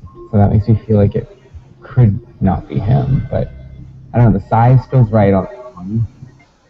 It's equally as soft as the other. Everyone's had really soft hands today. Yeah, okay, I think I'm ready to catch. I think Matt is hand number 3. Oh my god. Well done, babe. I was nervous there for a second. I was a horrible boyfriend. It would have been okay if you. I would have made dinner or something. Aw, so cute! I don't know if I could have done it. I mean, Who was that before? It's every day. It's unbelievable. This is like the least of it too. It's just one of these videos that they throw up. They've got like guys giving each other massages and shit like that, and like guys and trying on girls' clothes. And all the time, every day. Every day they're wearing girls' clothes and they're dressing up and, you know, Sailor Moon and shit like that. And it's BuzzFeed. Yeah, it's BuzzFeed. And what the fuck's wrong with humanity? I mean, it's like 10 years ago, people would be like, "Get this fucking shit off." Now, look at them. I mean, look at the numbers here. I mean, who even watches this? People are watching. It's the glorification that's the problem. You know, it's not. Why it is almost a non-issue whether or not gay people should be able to get married. That's, you know, whatever. You know, if you want to. You know, dress up like a baby in a diaper as a grown man every day when you come home from work and have your family members serve you like you're a baby. There are people that like to do that. Like there are people into weird, disgusting things. And I'm not saying make that illegal. I'm just saying it shouldn't be encouraged. You know, it's not healthy in my opinion. It's the same thing with, you know, gays and strange, you know, taboo sort of lifestyles that aren't healthy in the end and really not natural. It's not natural. But yeah, it shouldn't be. Another thing too, Tom, if you think about this, they're always trying to say that the most important thing is people's happiness. I mean, I look at these people. Most of them are so miserable. I mean, they might look happy for a second or two in the video, sort of thing, but they're so weak. I mean, they're just unbelievably weak people. Every single gay person I knew growing up had some sort of like really severe emotional issue, you know, or psychological issue. None of them were stable. None of them. None of the gay people I grew up with were stable, sound-minded, confident individuals. And this is just me speaking from experience. Now, look, you can call me prejudice for saying that, but it was a fact for me growing up. This is what I experienced. So what do you want me to say? To me, when I see that, you know, it tells me that much of what we see with homosexuality is sort of the result of some sort of deep psychological wound, and even people who go on to say, "Oh, I was born this way." Well, maybe you had some sort of trauma when you were really, really young that you don't remember that it caused you to be this way. You know, that's the way I see it. You know, it's a dysfunction. And look, I'm not saying it should be illegal, and that's what people need to understand. No, I don't think gay people should be forced down the barrel of a gun to not be together or not get married, but it shouldn't be encouraged. It's like this. It can be compared to sort of, like I said, like a taboo sort of, you know, liking to dressing in babies' diapers and you know, eating and shitting like a baby as a grown man. There are men that like to do this. Oh, don't talk about TJ again. No, he didn't have his bananas. No, I saw like a documentary on it. He actually looked like the star of the documentary. That's kind of funny you mentioned that. Yeah, there are men that like to go home when they get home from work, dress up in diapers and like you know, smear chocolate on their face and ice cream and go goo goo gaga and have like their wife or whoever. Goo goo gaga. Yeah, serve them and like be a baby when they get home from work and then go back to work and be, you know, like it's come on. You know, kind of thing, but should it be illegal? No, it's America. Do what you want, but give me a break. Yeah, but don't make that the model of your civilization, because that is the worst model. Right. Like, and that's almost, it's interesting because, you know, I don't know, that sort of parallel just popped in my head, but you look at that, and that's the other thing they're encouraging along with the gay agenda, is to have a bunch of children running around in men's bodies. Yeah, that's what society is now. The emasculation of the male. Look, I put this meme up here, which somebody had sent to me on Google Plus, and I couldn't find it, but I found it on the internet here. I think it's hilarious. Chuck Norris. I too once was a male trapped in a female body, but then my mother gave birth. I mean, the level of manipulation that is at work here is astonishing. You know, what they're doing with Jazz Jennings is probably the most evil thing I've ever seen, period. I mean, how they're trying to get into little children who might be confused, and probably the reason why they're confused is because of all the terrible chemicals that they're intaking, the garbage food that they're eating, the television that they're being programmed with, and of course the lack of parenting or proper parenting that nobody gets. I mean, none of us have grown up with the proper sort of a childhood that we should have had. Because our parents are forced to work, both of them. We were raised by institutions, and you know, now the institutions have, where they once were, you know, far more to the right and far more religious, now have swung completely to the left, where it's just, I mean, you know, Caligula would be at home, you know, going. This is a very, very, very important point that. I'm still reading this book that explains it. I sort of put it down for a while, but I'm going to pick it back up. It's called King, Warrior, Magician, Lover, and it's basically the 4 male archetypes. And this was something that was discovered by psychologists throughout the past 200 years. Carl Jung was one of the figureheads for this study.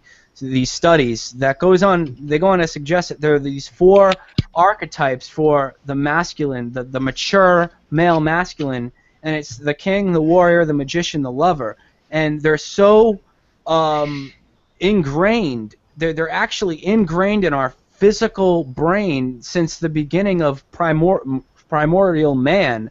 You know, we always had these 4 archetypes, and it's a little bit complex. I don't want to try to explain it, but these 4 archetypes have basically a boy, like a immature boy version of them, and a mature male version of them.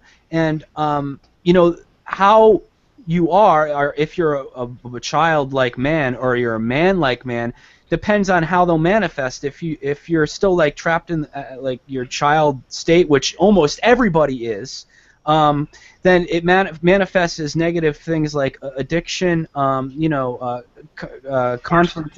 false confrontation, or conflictual personality, or you know, a bunch of different you know, psychological conditions, which everybody has some sort of like little addiction or little problem that, you know, and this is a result of the destruction of the male in Western society, and it not only is from the New World Order.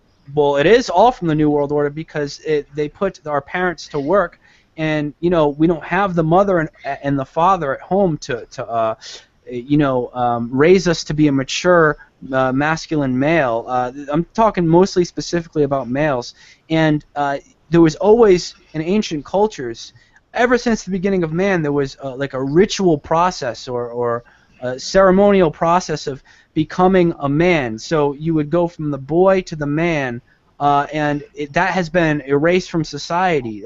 You know, there is no more you know, process in which you actually, the old ego, the child ego, dies and you become the mature masculine male. That is completely erased from society, and that is something that is ingrained in us. And the fact that it's gone, it's a huge problem, and that's why we see so many problems with males in Western society. Yeah, it's like masculinity being kind of demonized in kind of this liberal society with these liberal narratives, where everything can be sexual harassment. You know, you make a comment about a girl's looks, you just want to compliment someone, and you get, next thing you know is, you know, got all kinds of problems in your hand. Well, I mean, like for instance, with children, you're not allowed to spank children, right? Anymore. You can be arrested. You can lose your children with that. I was fucking whacked around like crazy when I was a kid. All right. Does it make me worse off? I don't think so. Maybe it made me tougher. But the thing is, I can take a hit, I can tell you that. But the thing is that we've taken the power away from the children, from the parents, to raise their own children, to be the strong models that they need to be. We've eroded things like religion that, you know, traditionally produce stronger type males and stronger families and things like that. And we have now introduced this liberal, gay sort of society where we have to cater to the needs of the sensitive minority, the incredibly sensitive and incredibly small minority, and make it like they are the model for civilization, when they're the furthest fucking thing from a model that should ever exist. I am fucking sorry about this. Yeah, Chuck Norris, good stuff, you know. The traditional male, the real alpha male is, and not everyone's going to be an alpha male. I understand that, right? You can't have them all. But the whole idea that a strong male does strong male things, that is the primary sort of breadwinner, the primary sort of, you know, worker, the primary, you know, fatherly figure of family, that sets that, you know, that ideology within the children's minds, that to be a strong male is something that every man should strive for. And we've all been, just like Tom said, I mean, every one of us, I've said this many times in podcasts, I'm not optimal. I exercise every day. I try to be as, you know, educate myself as much as possible, try to live my life according to a more wise sort of code sort of thing. But all of us have, you know, lost so much of our potential to this incredibly disgusting, liberal, narcissistic, gay sort of environment that they've created, where they've eroded these traditional strengths to the point that they consider them weaknesses now, and that we should turn against those traditional values, and we should turn towards you know, the Caitlyn Jenners and stuff and say, well, these are the real people because they have emotions, right? And they're sensitive, and therefore, you know, I can relate to them.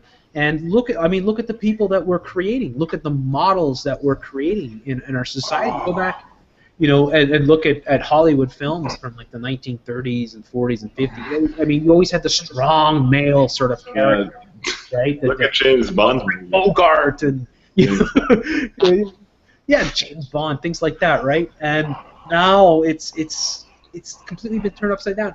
I've done a lot of stuff on commercials, and I say commercials are crazy because they're a reflection of what we are, and they are. It's a sad reflection because the emasculated male is the main character in so many commercials, and he's the guy that he's overweight, he has no confidence, he is still living as a child, you know, like a 13-year-old trapped in a 30 or 40-year-old body. He can't figure anything out without his wife to figure out for him, right? And he's, you know, I mean, like, and this is, you know, it's interesting because there's been a response to this sociologically.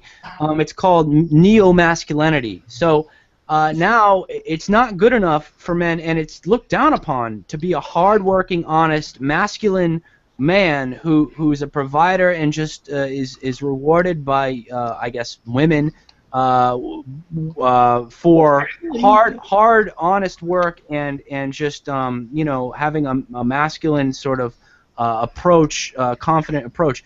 And now there's this backlash to it. So now that all the men are emasculated and all these women are looking down upon men who aren't emasculated, men who are men, it's created this, I guess you could say, masculine response called neo-masculinity, in which men try to overcompensate and try to become super masculine. You know, you got to look it up. There's a lot of different aspects to it in which they're like really into working out. They're very narcissistic, and it's like, I guess it's better than emasculated, but it's still like dysfunctional, you know. Yeah, you know, I'm gonna have to watch that movie again by, I think it's that guy Anderson, Thomas something Anderson. He's got like 3 names, and I think it's called Magnolia. And it's interesting because the Tom Cruise character is the one that's pushing what you're talking about, that neo-masculinity. And then there's another character that's like a pedophile, and then there's another character that's gay, right? And it's one of these films. I think it came out like a decade ago, won a bunch of accolades, and is a total mind control film, total New World Order conditioning type film, but says some very interesting things about what they have been doing to men. And we could look into what they're doing to women as well.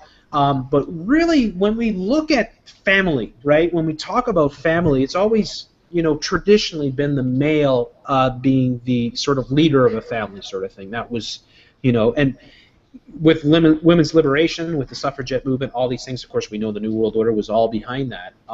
That has been completely eroded. And in my opinion, I'm sure other people in this podcast share this opinion, that is a negative thing. That has not helped us, and that has made us worse and weaker as human beings. Not that women have become equal, it's that men have become completely emasculated to the point where the prototypical male now is not even the Homer Simpson. That was like back in the 90s sort of thing, where you're fat, kind of useless, but, you know, still lovable guy, right? You like pussy and all that. Now the typical male sort of example is the weak, fat, dopey, sensitive, you know, sexually confused. Like Chris Hurst. Yes, exactly. Right? It's like, what the fuck? You know, we should be going the opposite way. There's no doubt about it. I mean, and that's why the only solution that I see is to get the kids out of the school, create a whole new generation of children that haven't been conditioned by this New World Order, essentially. Take them away from the New World Order. Stop giving your children to the New World Order, because once they got them, they're not going to let go of them, right? They want you to think that children are part of the community and they don't belong to you. They don't belong to parents. They belong to the community. That's their way of taking your children away from you, stealing your children, and turning them into what they're going to turn them into. And yes, you got to love your kid. I mean, you know, if you have a kid and he turns gay, you're not gonna. I mean, you know, it would be mean to turn your back on it, right? But don't tell me that you wouldn't be disappointed, and don't tell me that you wouldn't have a right to be disappointed, especially if you have a, you know, like most people today only have 1 or 2 kids, right? So if you have 1 or 2 kids, chances are 50-50 it's going to be a girl. If you have a male, then you know you're going to hope that male is going to have children, because otherwise, what's going to happen to your name? What's going to happen to your offspring? Yeah. Your heritage, family history. Your family name is done, right? So, and that's what they want. I mean, they're eugenicists, the New World Order. I mean, they hate us. They think we're slime and that they're superior. And that's what, you know, who knows what they're doing? We're at the point now where they could be using clones for a lot of these psyops, right? They could be doing a lot of different things, and it'd be hard for us to keep abreast with. Well, yeah, I certainly find it hard to imagine that BuzzFeed is employing real people. I mean, they're whatever people they are. They're the people that people should, you know, look to as the example you don't want to be. Those are the people. Like when I grew up, those are the people that we made fun of in school. I mean, those are the people that got picked on, and they got picked on for a reason, because they were weird. I mean, okay, you know, that's the way it goes, right? You know, some people automatically fit in, and other people don't. I understand that.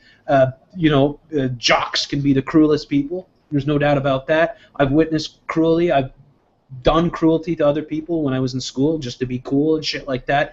But the thing is that, you know, it was always the strong male. That was, you know, you gotta be a male. You gotta be strong. You gotta be the guy that, you know, can dunk the basketball or score the big goal or score the touchdown or whatever. And that was, you know, that's a natural thing.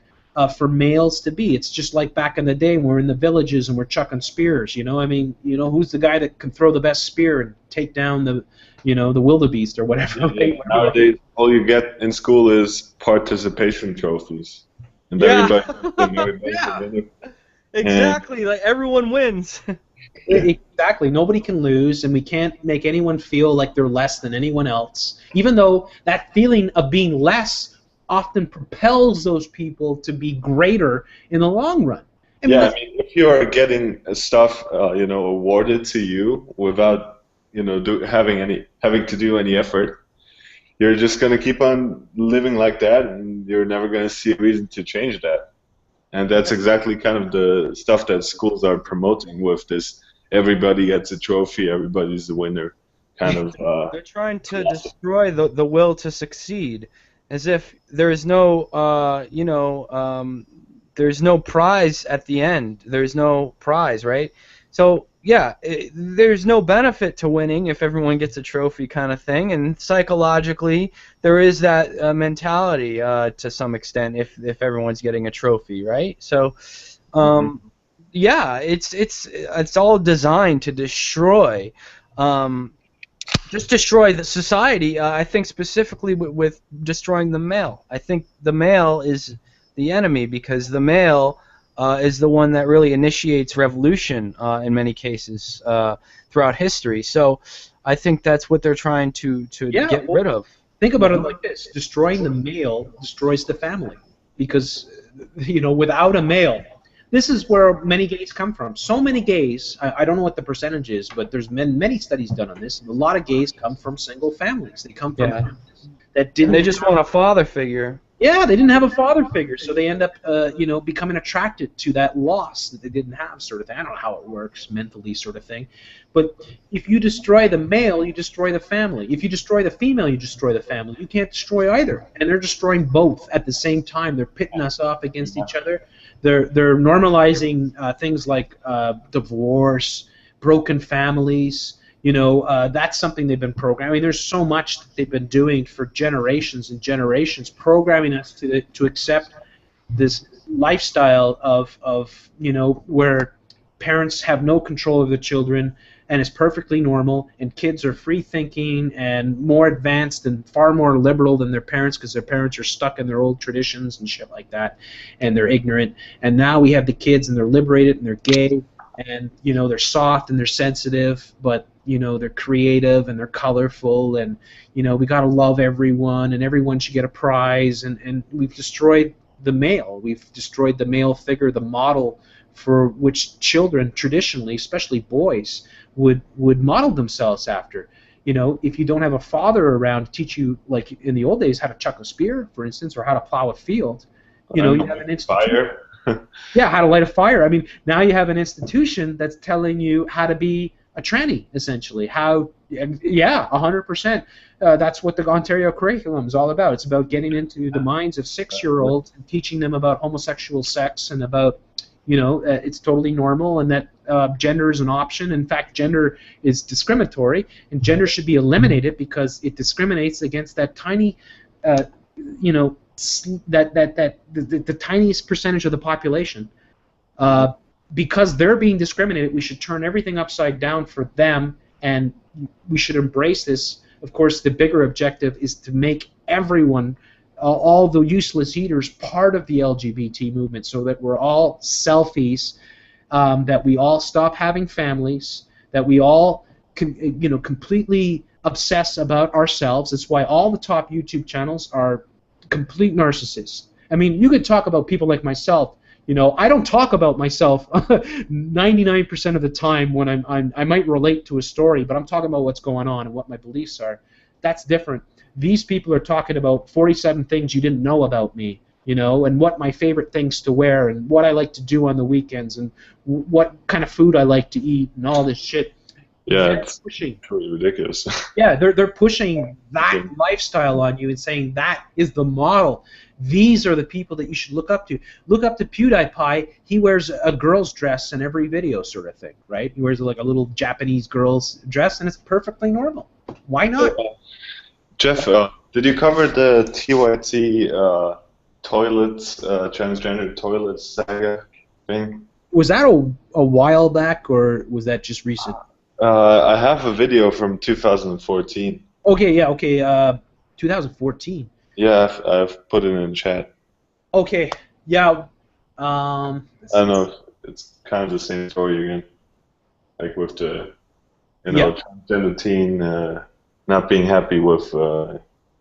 Exactly. I did cover it recently because they were pushing that, of course, and let me see here. Yeah, we got to get actually FYGP. I think we're going to close up because it's 12:40. It must be super late. We're early in the morning here. But I think we're going to round up here because we've lost. I haven't even looked at. We've lost Doom and Red Siren. So. Yeah, we've got. Tom, are you still there? Yeah, I'm here. Okay, we're gonna. Is it okay if we close up now? Yeah, no, I was saying I gotta get going. It's late. I just saw your message now, and I'm like, oh shit. I gotta get going too. It's almost 1 o'clock in the morning here. You know, it was a real pleasure to host the show.